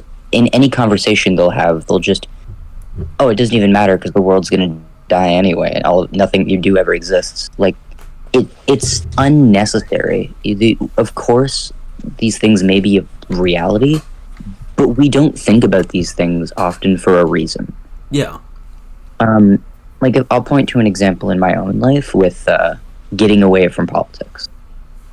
It's a lot harder in my situation because I do a lot of stuff when it comes to my municipal politics. Mm-hmm. I'm in Canada, so it's quite different, but also not, because a bunch of the issues brought up in our politics is related to what the US has in its politics. Yeah. So, like, any time of the day I can find a way, I'll escape from whatever it is that's online. If the current hot topic is Donald Trump rape allegations or, like, being indicted for it, then I'll just go watch some random history video on YouTube or go for a walk. Yeah. Like, anything you can do in your life to just not think about these things can help. Yeah. Yeah, especially with the people in these kinds of audiences, yours, anyone on Twitter. It's quite a large point in their life because they usually don't relate to the modern conformity, I guess would be the word. Yeah. They just don't conform to modern society as well. Yeah. I don't know. No, I mean, I feel like what you're saying is entirely true. And like I said earlier, me personally, I have had to kind of separate myself from that field just due to, stress it caused me. And, 9 times out of 10, even when it came to dealing with Twitter, I used to be the kind of person to get into sort of frivolous arguments. And, it led to the point where I would, be in classes and just constantly checking Twitter to make sure that, oh, I got more likes than this person, or, oh, I have to come up with, a quick rebuttal. And, since I created a, separate Twitter account that isn't tied to that kind of crap, I've been so much less stressed, and I think that's what more people need to do. It is a thing of, don't be politically apathetic, don't just entirely separate yourself from it, but at the same time, don't let it consume you. Find some joy in life, and stop engaging with people who want you, to not be around. And that's something, too, that I see a lot with a lot of content creators talking about, it was a meme that went around a little while ago, but it was someone had drawn a little thing about it was some minority group content creator, and it was some bigger content creator in that group retweeting something from someone who hates that group and going oh, you're wrong and you're hateful, and then it's suddenly that person gains more likes, like I said earlier. Or the whole deflection thing where it's someone retweets something, or someone tweets out something transphobic, and then you respond to it in a quote tweet, and then you're just fucking doomering all of your trans followers by doing that. And again, it is important to argue against these people, but you don't have to do it every time, That's how exactly. I feel. If you're sitting in bed, let's say it's 1 a.m, because I know you people. You're on Twitter, avoiding sleep. Why not, even if you don't want to sleep, because I get it, open up a different app, watch YouTube, play chess. It's just, all of these things are better for you. And even if you do want to stay on Twitter, go find a fun thread to look at of nature. Don't stick your dick in that Twitter, or I don't know, anything else. Yeah, or fucking, one thing that I do is on all of my non-political accounts, I just follow a lot of art content, and that's something that makes me pretty happy to see. It's oh, I just had a rough day today. Instead of going on Twitter and getting my blood pressure up arguing with some dumb fuck over politics, I'm going to look at Kiana Mai on Twitter shipping Ash's mom and fucking Jessie from Pokemon. It's so much better, Yeah. It is so much better because it's less stressful. It's healthy. It's nice. I got it. It's not healthy to overstress people over politics, and I do think, to kind of tie that back to the wider thing we're talking about with the way the left engages, it's so much healthier. I feel one of the issues that we have is that we have, and again, we are dealing with actual issues, but we've gotten to the point where we've almost paralyzed ourselves with the issues that we are dealing with. It shouldn't be like that. It shouldn't be we are so stressed and so anxious that we are unable to properly plan, that we are unable to properly draw conclusions because so many things are being tossed at us. At the end of the day, we shouldn't have to care. We should pay attention to what people like Matt Walsh are saying so that we can argue against them, but we shouldn't be focusing on it so hard that it's all that we're talking about. Yeah, of course. And, like, going on Twitter itself didn't cause you stress. Yeah. The app is, of course, social media is, like, made to make you feel stressed. It's, like, that entire thing. But you, as a person, have the agency to change your feed. You can create a new account and find things that do make you enjoy the application. Yeah. More so than all of that. Like, I've actually thought of an example here to relate to what we were talking about earlier. Like Vanderhall back a few months, I think. He had his whole, like, lolicon pedophile thing, right? Mm-hmm. Where he went on a big scree of going on against everybody, and, like, that is a good thing. Yeah. Getting a bunch of those people banned off Twitter, good thing. But if you've ever been on the internet before, one thing you'll know, those people like, don't go away. They don't go away. They'll make 4 new accounts. 1/4 of people on this is not a real stat, but I'm saying, like, 1/4 of people on the internet are probably pedophiles.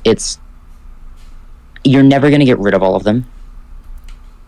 There's effort in trying, but making it such a large thing to where people have genuine distaste in their own life because of some shit on Twitter, even if it does relate to a real thing, isn't healthy and doesn't advance the real life. It doesn't advance the real life discourse behind it or the real life situation. Yeah. Banning lolicon accounts off Twitter is not stopping child predation in the real world. Yeah. Like, yeah. Oh, I just lost 1,000 Twitter followers. Okay. Yeah, hopefully not. But yeah, no, so. that is how it is, and I think part of that too is just, I think the left has a really bad issue with actually getting our internet audiences out to doing physical shit, and that is. I think that comes with.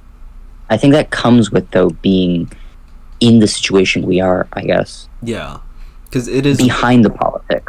Yeah, it is very difficult to get our audience politically motivated, especially considering the fact that we don't have the funding like the right does. Like, the only reason why TPUSA exists is because of fucking oil money. Like, let's be honest. But if leftists had, like, student organizations like a TPUSA, holy shit, we would be so powerful. And that's something that I would love to see. But, you know. Well, yeah, because when it comes down to it, we're right in the things we say most of the time. Yeah. And as a very funny man once said, facts don't care about your feelings. And when you feel as if you feel that the positions you hold are... Sorry, I'm terribly high right now. It's so hard to think. You're fine. Yeah, when you as a person think about the general political space, it's not that you... Oh, fuck, I'm literally... Sorry, this is the worst. It's fine, take your time. Uh-huh. Okay, backtrack there for a few seconds. Mm-hmm. In the political spaces we're in, we need to become better at recognizing when people are attempting to divert us off of our actual path of discourse and progression. Yeah. Our goals are, or I think most of our goals are, progressive LGBTQ rights, like reducing the GOP, fucking over capitalism. These things are the core things we all believe in. Yeah. But we get sidetracked in these little dumb fuckeries. If I can I swear? Yeah. A fucking course you can. Shit. What kind of question is that? I don't know. I cuss off a fucking time. Go ahead. The little bullshit we get stuck into, and we need to find better ways of not falling for these traps and pushing for these things we actually believe in. Yeah.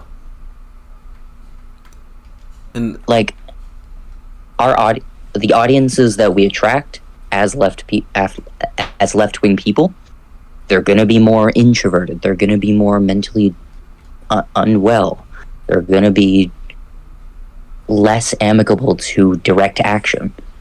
And we have to use that to our advantage in any way we can see.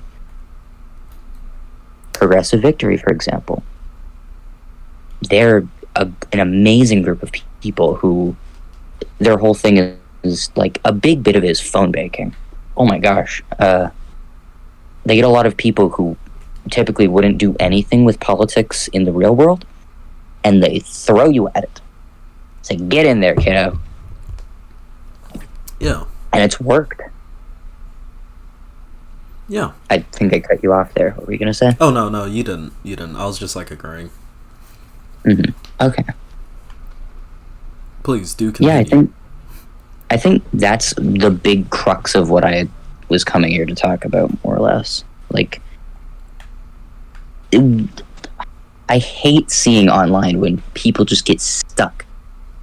When we get stuck on these little things that don't mean anything.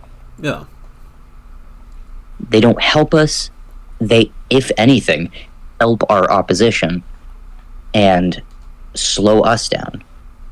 Yeah. Like they're holding a mirror and we're trying to fire a laser in their eye. Yeah. And what do you do?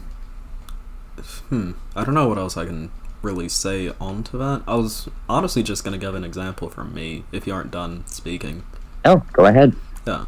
I will say, like, that is something that I had to learn recently myself. Like, I don't know if I think you were, actually. You've been following me for a while.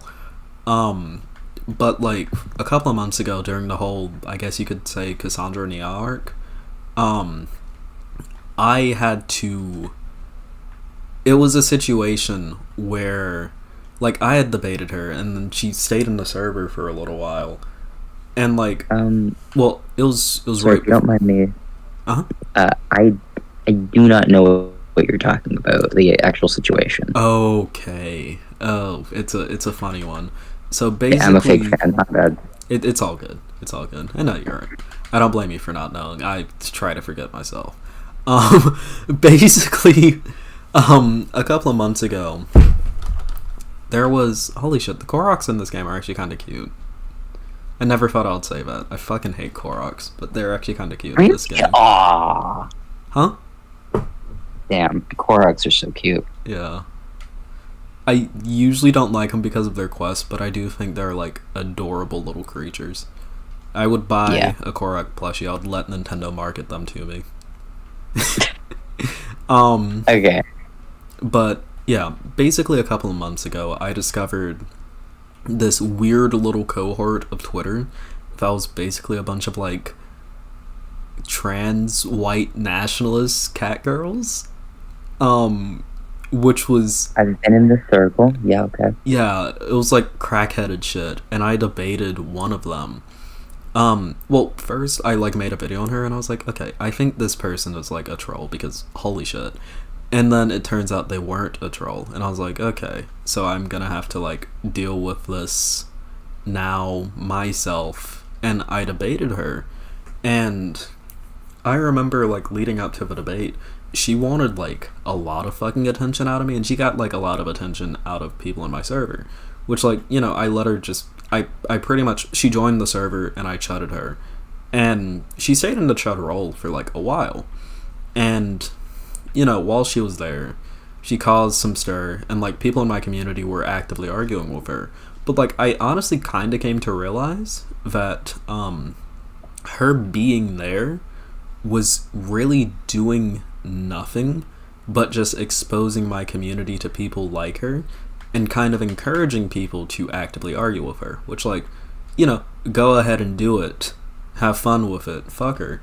But I realized that she was pretty much like Cassandra Nia was only having fun arguing with people in my community. And, like, when I realized that, I basically came to the conclusion of, like, I'm going to debate her, I'm going to blow her the fuck out, and after I do this, she's getting banned. Immediately she's getting banned. And one thing that I never really shared is that when I banned her, she pretty much begged me to stay in the server, in DMs. And she was like, oh, well, I can debate you on this, or we can do this again, and yada yada yada. And I was like, no. Like you're gone. You're done. Like, if I could say something here. Uh-huh. I think all that having people like that in your community, not just in yours, but in any kind of community, any community with opposing beliefs, that you let somebody with venomous, harmful beliefs into, all it really does is the people who are there who disagree will continue to disagree and argue about it. They don't like white nationalism, and they'll continue to. But the people in your community who are not of that belief, who are more moderates, will, if anything, it just kind of exposes them to those ideas, giving them a higher likelihood of abandoning their initial beliefs and adopting those. Yeah. Or, like, becoming further and further right, whilst the further left people will stay in their zone. You'll just lose off of it. You won't gain, because they don't have a following to gain from. Yeah. Which is why I think specifically Twitter is so harmful. Like, if you're a big streamer or a big YouTuber and you debate another big YouTuber, Sargon of Akkad and Vosh having a debate 3 years back, that's less of an issue, because to big people already having big platforms, it's like you're trading fans at that point. And of course, you would want to gain more from that than lose. Yeah. Which is the issue with discourse and debate in itself. You can't always have that benefit. Of course, it's the cause, like the risk-reward factor. Yeah.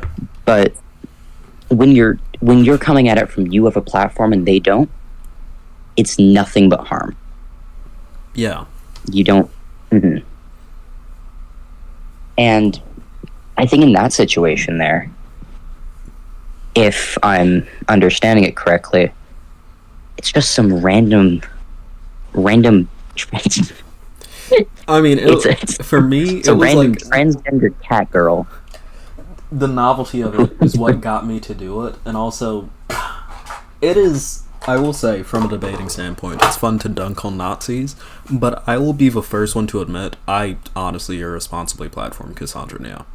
Like, honestly, wholeheartedly, I irresponsibly platformed her, and I feel horrible about it to this day. Yeah, I won't impugn you for it, because probably you did it in earnesty, of course. Yeah. But it's a thing that I've seen a lot of people fall for. A bunch of smaller content creators. I fell for this back when I tried to do streaming. Yeah. Where I used to do political streaming on Mixer when that existed, over my Fortnite gameplay. So much fun. And one time I was streaming and I found a guy who, entire Nazi, like profile picture, like German emblem, they wanted Jews dead. Yeah. And I brought them onto my stream, beat them in the Fortnite 1v1, and then they just spewed their entire spree. And I had people in my chat tell me that they had left because they beat me in the debate. They think that those ideas are more correct now. And it kind of gave me a better understanding of this, in my eyes at least, where I see, why would I bring that person on? What do I gain from that? Yeah. Yeah. Like, Yeah. And I definitely see where you're coming from there, because it does, honestly, at a certain point too, it kind of becomes a question of at what point is it fine platforming where you're blowing this person out, and at what point does it become irresponsible, which is definitely a question to ask. And it's something that, like, even when you are a smaller content creator, it's something that you still have to contend with, because, like, at the time I debated Cassandra Nia, I was smaller than I am now, and she ended up, before her Twitter account got banned, she got up to like 5, like, she was growing fairly rapidly in followers. And I think part of the reason why is just because, you know, A, she was prominent, and B, I had exposed her to other content creators in my space who were bigger than me, and who themselves had looked at her and went like, holy shit, who the fuck is this? And that's honestly when I first started gaining my issue with shit like this. When I had first seen people, you know, in my space looking at this person and going like, holy shit, look at this like crazy person, and then her gaining more followers off of those people's hate followers. Yeah. I think we've kind of belabored the point here. If I feel like we can probably jump to a new topic now. That's all right with you. We can go back to something different if you want. I'm quite enjoying this conversation. If for sure, we can keep this up then. Yeah. I'll let you continue then. Well, I mean, like, if you do want to switch to something different, we can, because I do honestly no. feel like we have gone pretty. I just don't have anything to jump up there. If you have something else to say, go right ahead. Oh yeah. Well, I think the only thing we can really do now, then, in that case, is just like, honestly, maybe kind of, sort of. And the issue with this is that it's technically TOS breaking, but I think it might just be healthier to tell our communities, hey, this is an idiot. Don't argue with them. Don't, like, debate them. Don't be a dumb fuck. Don't engage with them. Don't give them engagement. Just ban them. Just try to get them banned. Just report them. Just make sure their account dies. Whatever you do, do not give them any more attention than is necessary. Just file a report and keep it chugging. And I don't even think that's breaking TOS if they're actually breaking guidelines themselves. If they say something wrong, flag that shit. Go for it. Yeah. And if they don't, why are we arguing? Yeah. Like, at that point, just don't give them attention unless they deserve attention. And none of these people do. They're fiends at this point. They eat into these communities just to gain attention. Like, yeah. It's not grifting, but it's attention seeking. They're all fucking cringe teenagers who don't get enough attention from their fucking parents. Yeah. And they find the it's the same shit that people will say always. It's like, oh, I just say what's funny. I do it because it triggers the libs, or it makes trans people mad or whatever. It's like, of course that's probably your actual belief there. Yeah. But then again, why only this group then? Why not make the other people mad? Because they're easy to make mad as well. Yeah. In all senses. Yeah. And I do have someone in chat saying, like, she did get, like, referring to Cassandra, she did get banned off of Twitter because of the community. And I'll say yes, but that's because Twitter was different then. Like, also, she's one of them. Yeah, you had said she came from an entire community, right? Yep. So what did you really do? Got one account banned of probably hundreds? Yeah. To make a new one. Even if she has made new ones. Like, it's not uncommon for me to go through my follower list or to check, like, my new follower account and, like, see one of her alts or someone in her community trying to follow me. And it's like, it's almost like, what did I start? You know? And I do feel very guilty over that, especially considering the fact that, like, at the time that she came up in the community, and we can like move off of this topic soon, but at the time that she did come up in my community, or like try to get in my comments and shit, she was actively seeking me out. I first found out about her because she had commented on one of my YouTube videos, and I saw that she had like a Black Sun profile picture, and I was like, oh, that's kind of interesting. And then I argued with her there. Oh, no. Now I want to see a trans-colored Black Sun profile picture. Yeah. Sounds horrific. Yeah, it was literally that. It was like the trans flag and then like a black sun over it. And I was like, oh, that's interesting. And the thing is too, like, she tried to comment in a way to make it seem like she was like one of my watchers, and I was like, no the fuck you aren't. Like, you aren't Slick. I know exactly. I know who you are. But fuck, what was I gonna say outside of that? Oh yeah. Like, I gave more notoriety to her than she deserved, and I feel guilty about it. And honestly, I really didn't change anything. Like, even getting her banned, like, that really didn't do as much as it could have or should have. And all it did really was give her more notoriety and make people know that engaging in the kind of behavior that she was engaging on in Twitter was like socially acceptable. And that's sad, and it is entirely my fault due to spreading her to bigger content creators than me. And it's something I'm gonna have to live with, and it's something that hopefully gets rectified soon enough. But And I guess we'll have to even see. then, I wouldn't even say that that's entirely your fault. It's more, I guess, the fault of having a platform, if anything. Yeah. Because having a platform, from what I've seen, it allows somebody further to embellish in the more pervasive ideas that they can have. That just, oh, I want to have an argument.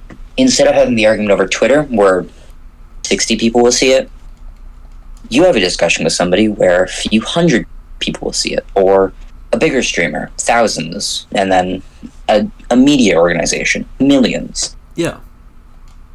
It more comes down to, like, instead of looking at it as like, I did a wrong thing, I think the better way to look at that would be, how can I do the right thing next time?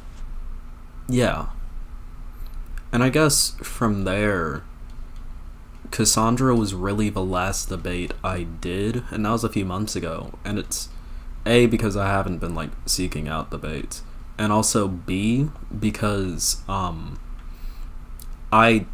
it's one of those things where I do have to like recontextualize the way that I go about this, because I do think that debates are important, but I'm gonna have to do it in a way that does not platform someone who does not need a platform, and also in a way to where I'm not gonna accidentally get like blown the fuck out and hurt the movement by doing that. Which, of course, like I did well against Cassandra Nia. Of course, I did. Yeah. But like, I don't want to fuck up and do something that is wrong and hurtful and potentially hurts a lot of people by exposing people like this.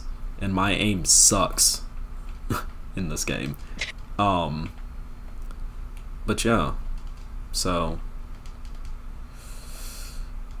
it can always come to that, where you make a mistake and you try to rectify it. It happens to everybody.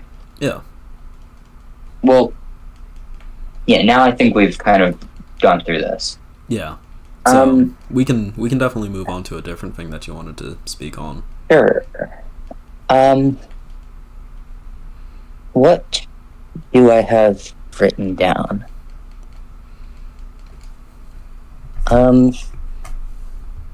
Went through that. We've gone through most of everything without even bringing it up. You did say different groups of leftists online and offline, so we can talk about that. If you mean like the whole streamer versus fucking video essays, whatever the fuck that shit is. Yeah, actually, it's exactly what I had in mind there. Yeah. So, Like- what are your thoughts on that before we get into that? So, my belief on the different groups of leftists that we see online and offline in common media is I would say three big groups. There are people who directly push the input of pro left-wing content. There is the group that push against directly anti-left-wing content. And there's the group of people that I need to find words here to describe this group. There's the groups that they are sincerely left-wing people, but they don't promote leftism or fight against the right wing. They more attack the left-wing group to sort of find value in, they find value in attacking the left. Not attacking as in, fighting against the beliefs, but the people. Yeah. Those are the three main groups I would say exist. And my personal opinions on all three of them, I hate all of them. Well, no, okay, actually, no. How do I put that better? I think the people who specifically attack the left are just stupid in every situation. Almost. Fair. And then the group that only goes after the right wing, it has their head clogged in. They don't care about nuance when it comes to the left itself. And the group that doesn't care about the right and just looks directly at the left rhetorically harms the left, and I guess in the way that we actually, it hurts the left rhetorically. It's because they're the easiest group to go after by the right, because they just don't care about the right. Yeah. I'd say ContraPoints is a great example of that. Yeah. The right wing will go after her, aka, what's something of this? Turfs. Do you have an example? Go ahead. I don't know. I mean, the thing is, Contra barely addresses right-wing shit. J.K. Rowling. Okay. So, yeah, the closest I could say is, Turfs. Don't like her. Yeah. But that's because she's trans. She doesn't really address them. ContraPoints is transgender. Yeah. And every time something has been done to attack TERFs, that ContraPoints has a big issue with it, because apparently it's anti-feminist to do so. Yeah. Winning which it promotes feminism because we're attacking the people who fight feminism. Yeah. No, fuck it. Egalitarianism. I hate feminism as a term. It's so muddied. Yeah. I mean, well, I guess, as long as you have the beliefs, then call it what you want. Yeah. But yeah, no. I honestly, I would say that assessment is good. Because, the whole video essayist, streamer, debate, drama, whatever the fuck that is, I do think it is a very... I don't know how to put... It's like a lunchroom way of dividing the online segments of the left. Oh, yes, you have the streamers and you have the video essayists. And, kind of, but I think it's less so that, and it's more so, tactics and beliefs and what people believe in terms of, the content that they make.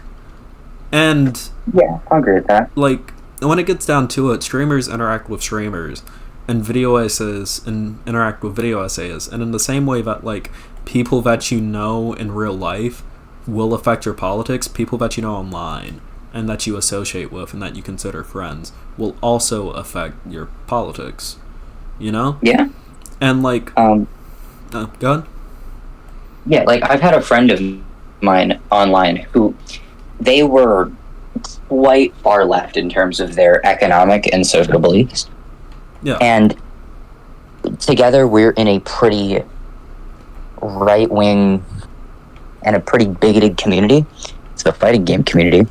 Oh Lord. Oh God, I'm so sorry. Oh God. Specifically, by the way, Brawlhalla. Brawlhalla? I'm a Guilty cancerous. Gear fan, personally. Okay. I No, play that's the pretty Gear. good. Yeah. Either way, I've seen they used to make ironic, meme jokes like about the Jews at some points, or gay people, or like minorities, because edginess is funny quite often. Yeah. But now as I hear it, and I talk to them more, less recently, but I talk to them, these things start to seem less like a joke. The person will, instead of just jokingly being racist, they'll actually just be racist. The black person will join the call and they'll go, oh, it's, I can't say this without sounding racist. I know what you mean. I get what you mean. Yeah, I can't finish that statement. You get my point. Yeah. And I think this happens a lot as we start to see people in different communities falter in the way that they approach those communities. Yeah. And the fact that the sphere of people who only talk about the left, video essayists primarily, I'd say that used to be a lot different. The video essayists used to do a lot of stuff against the right wing. Yeah. H. Bomber Guy is a great example of somebody who a lot of his content was pro-left wing. It would talk about left wing issues, but he would hide it under the gaze of attacking the right. Yeah. And I feel we don't see enough of this anymore. Yeah. We see more. We don't talk about that stuff. We don't talk about the bigots and stuff. But this is the case where you guys have the platform to initiate these conversations and have them produce good outcomes. Yeah. But they don't. And that does become like a massive issue when it does come to like the political situation we're in. I agree. And like, yeah, when it does come to, which this does also feed into infighting, when it comes to infighting, it's an issue of like, we have more in common than what we don't, and everyone is now apparently sitting here calling Shark 300 like an Uncle Tom because he's not a hater of Vosh, which is like, really? we're doing this? I saw the periphery of that discourse because fuck, I don't want to deal with that. I'm not dealing with it either. It's so stupid. And I'm like, it's so dumb. Yeah. And honestly, didn't he have like a debate with one black guy about the black community? I think. And he disagreed with the black guy. Yeah. About like, what was it, black nationalism or something? Yeah. And then everyone around him was just like, whoa, wait, you hate black people? Yep. It's like, what? I didn't say that. Wait, hold on. It's so fucking stupid. And oh god, my thing again, like going back into that, is like, we have more in common than we don't, but there are so many people who just view, and I'll be 100% honest, drama gets clicks. Like, I'll say it 100%.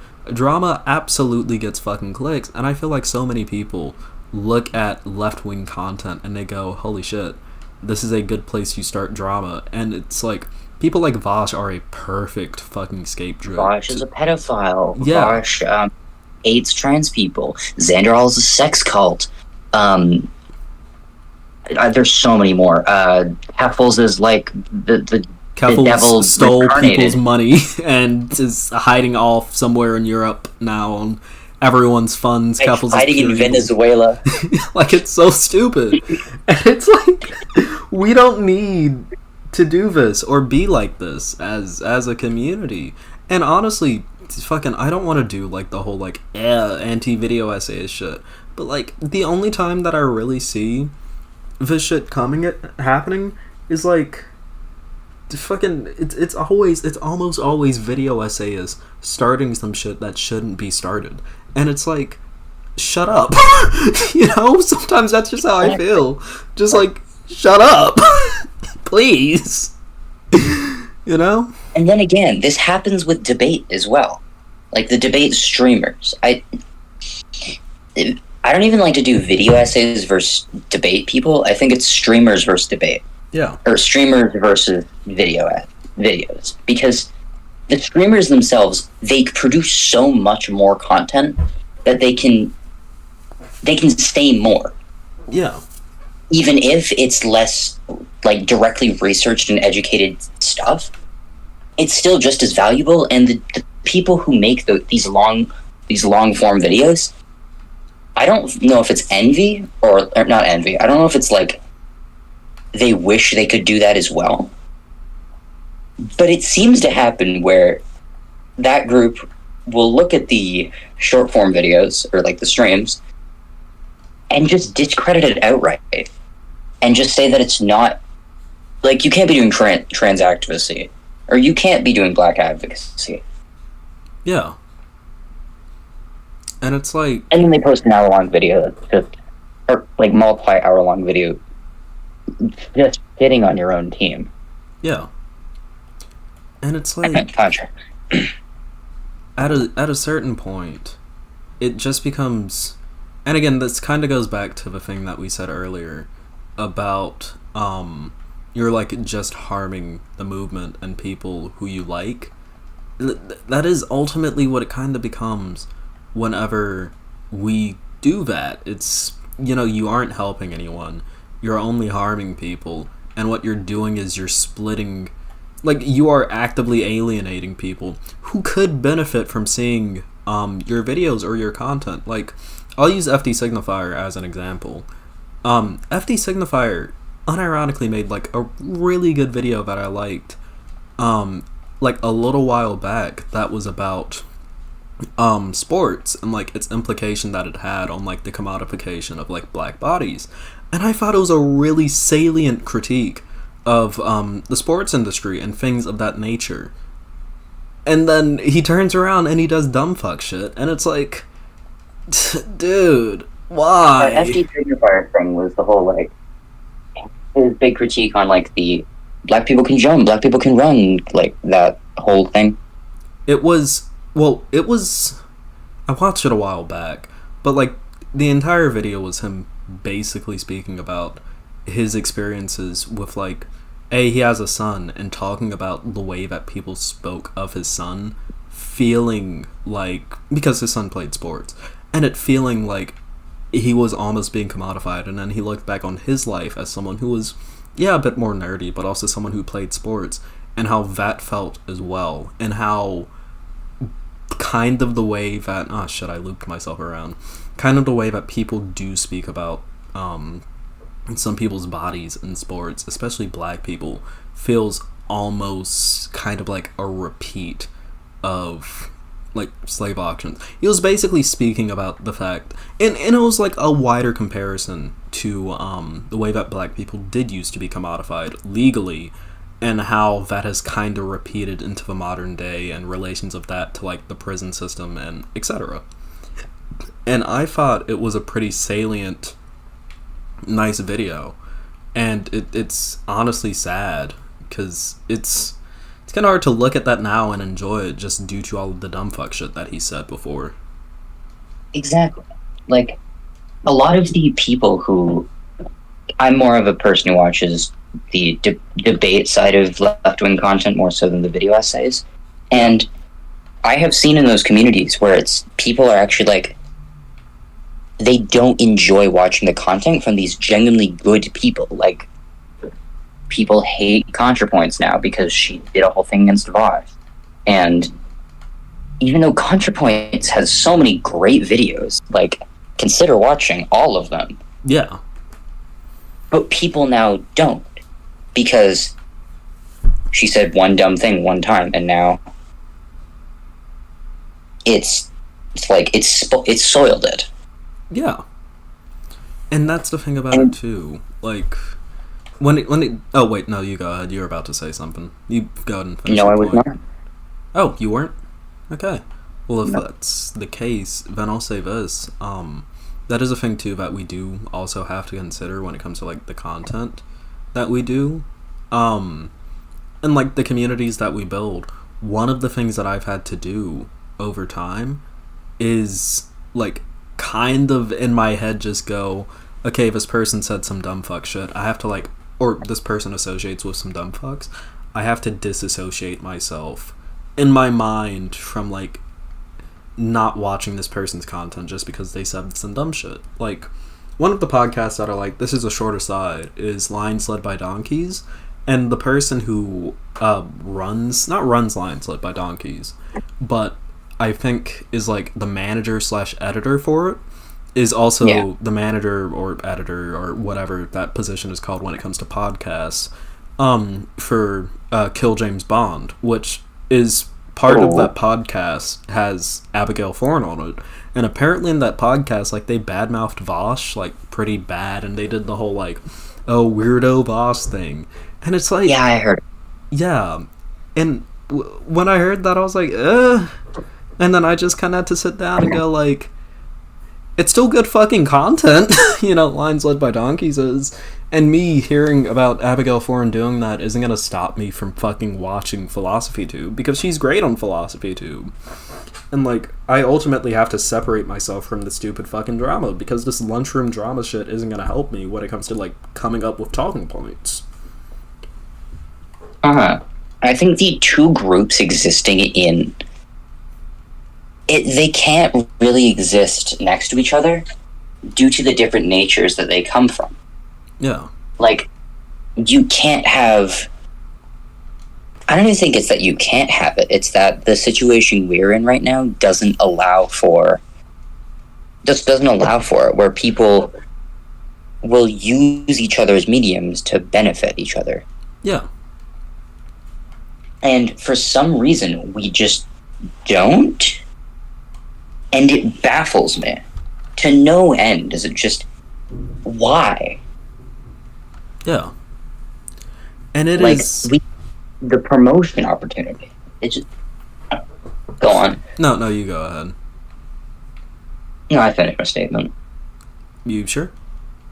Yep. Gotcha. But yeah, no, I agree when it comes to, like, working together and promoting each other. It's like, I wouldn't be where I am if it wasn't for being promoted by Zan, and he wouldn't be where he is if it wasn't... Well, he is largely self-made, but, like, a lot of other people in our communities wouldn't be where they are if it wasn't for interacting with other people. And that's also a trend that you see in video essay communities. A lot of, like, bigger, well, upstarting and, like, kind of big video essayists that exist now are where they are. Noah Samson. Go ahead. Noah Samson's an example of that. Yeah. Like, he had a very small channel until he got promoted by, like, 4 different video essayists, and then had his drama with Vosh. Yeah. And, like, people wouldn't be... Yeah, people like that wouldn't be where they were if it wasn't for interaction between communities.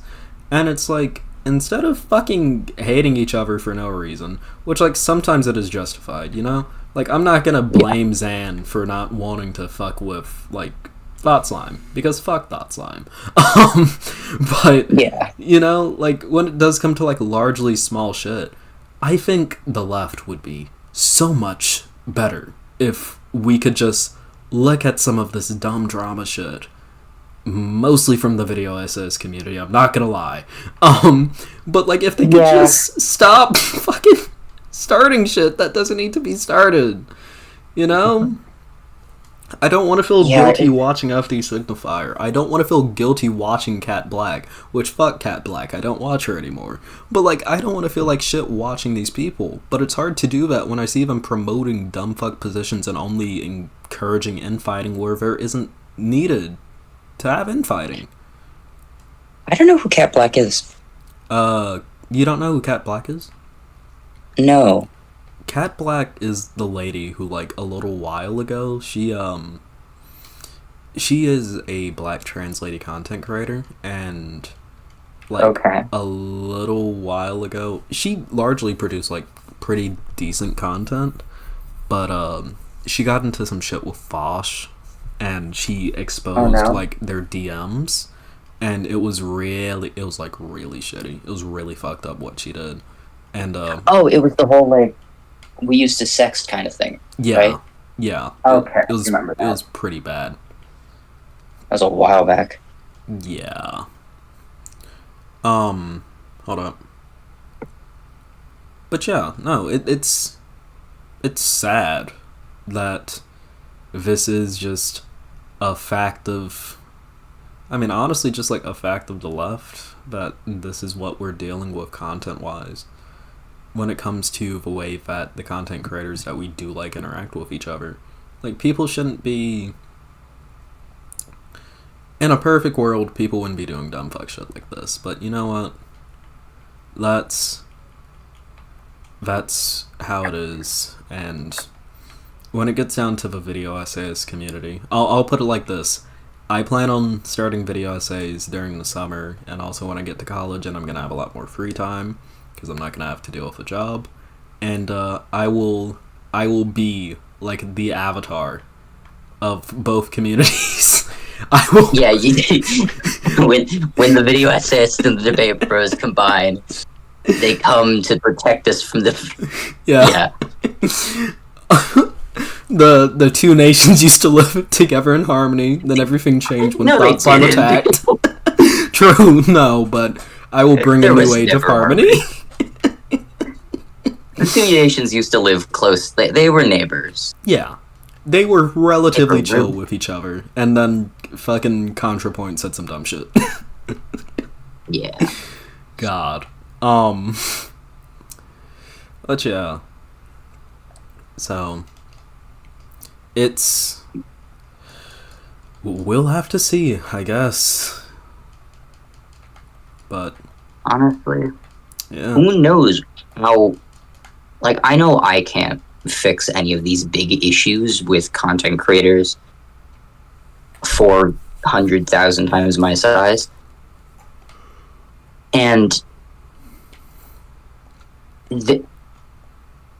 Like, I can't fix any of these issues, but these things are rarely ever talked about because the people who would be able to talk about them are a part of it and have the incentive to not speak of it in this way.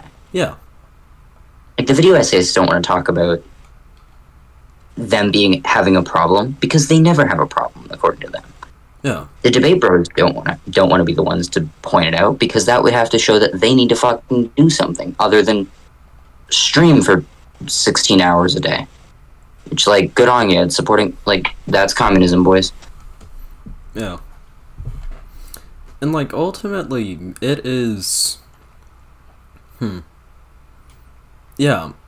It is largely an issue of this stuff is too entrenched, and it brings clicks, it brings views. Drama is great when it comes to views and shit. That's why debate streams do so well, and that's why part of growing as a streamer is doing debates, because debates are just drama on a larger scale, and that's great for content because people like to see drama and shit. But at the end of the day, we're doing nothing but wasting time fighting each other over small menial shit, and eventually that small menial shit does unfortunately get to a point where it's like, okay, I can't ignore this, like with what Cat Black did with Vosh, or with what people have been calling Shark and doing and saying about Shark. Like, it unfortunately got to a point where it's now like, you know, can't ignore that. It's too serious to ignore. And it just kind of becomes a self-fulfilling prophecy. And I'm worried about what's going to happen to me when I get into it, because, you know, fucking Bridge of the Avatar, who knows what's going to happen. Yeah, get sent to the spirit realm immediately. Yeah. God, that's going to fucking suck. Why is my computer screaming at me? Holy crap. Damn. I mean, computers be screaming. Apparently. Yeah. Anyway. Alright. Well, I think this has been a great discussion. You gotta go service your computer, I'm assuming? No, I'm probably gonna go play Genshin Impact with a friend of mine. If I see a single comment, I need to chat about that. I promise you, the Avatar is not happening. Wait, question. Who's your main? Yeah. In Genshin, who's your favorite character? Who's my favorite character? Oh god, Hu Tao. You're a Hu Tao fan? Ugh. No, hold on. This is going to be taken out of context. It's not that I'm a Hu Tao fan. You're... What does this mean? Let us see. What does this mean? Oh god. Did you What does what mean? What do you mean by you are a Hu Tao fan? That is what I didn't say that. Oh. You said that. Okay, so I misinterpreted. So you are... what about your relation to Hu Tao? What is significant about it? I enjoy the way the character plays. I enjoy the way the personality. Alright. And I enjoy the personality. And you enjoy the personality. Okay. And I enjoy the person. Okay. And by personality, you mean personality and not like a euphemism. And by personality, I mean... personality. Okay. Take this how you will. Okay. Okay. No. Okay. Yeah. All right. No. There goes the rest of my thousands of followers. I'm definitely. Well, Hu Tao's like 20, so you're fine. No, she's in the wrong then. I'm still a minor. Oh. Okay. Wow. Hu Tao's a better. God. Now.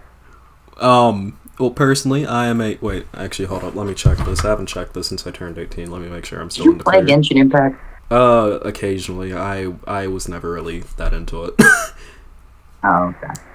Let me see... She's 18. According to the first Google search, she's 18. Sucrose. Amazing. I'm a Sucrose fan, personally. Oh, okay. That's controversial W. What's controversial about Sucrose? You want me to answer that? Yeah, sure. Oh, no, hold on. I haven't touched this game in a while. Is it the ears? No, it's not even Hu Tao. It's Galan. I fucking love Galan. Huh. Big mommy milker. Okay, well, if that's the case, then you're definitely in the clear. I can understand the philosophy behind the milkers. Nah, Hu Tao funky and cute though. That's why I like her. Fair. Yeah. But yeah. Anyway, if that's I feel like we got through all the stuff I needed to talk about. Mm-hmm. If you have anything you'd like to mention, get my opinion on, just banter around for a bit. I'm here to talk. Yeah, sure. You want to plug your socials? Oh, Anarchist Action on everything. I'm going to start streaming soon, I'm hoping. All right. Come check me out there, Twitch, Anarchist Action. And it's pronounced Akin, not Aiken or Akin. right. Well, yeah. Sounds good. Thanks for the convo. You have a good time. Of course. You too. Have fun. Thank you have for the fun convo. with your Zelda, saving Peach, whatever her name is. Indeed. And you have fun with Tears of the Kingdom. Oh wait, what? Wait. God.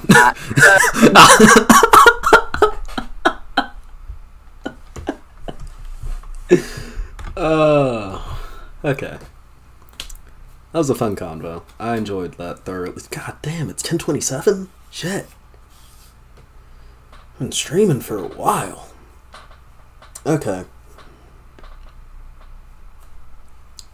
Yeah. That was fun. It's 10:27 and I do have to go to work tomorrow. So, I didn't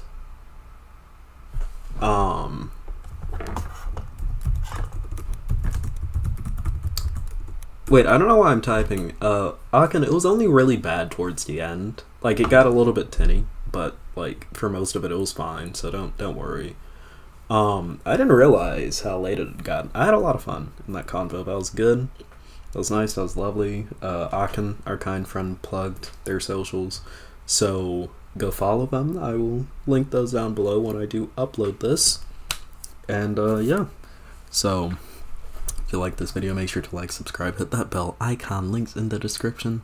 Of course, to my Discord and my Twitter. Feel free to DM me if you want to have a conversation like this with me, and I love you all. I'll see you all in the next video. Peace. Anyways, friendos, I am going to have to end stream because time got a little away from me there, unfortunately. I would like to go a little further, but unfortunately I have to be up early, bright and early, so that I can go to work. But you know what? You will most likely see some streams from me throughout the week. So yeah, I love you all. Peace. Take a moment to think of jokes, flexibility, love, and trust. Take a moment to think of— oh shit, I'm still on the phone. Flexibility, love, and trust. Here comes a thought. That might alarm you. What someone said, and how it harmed you. Doo-doo fart.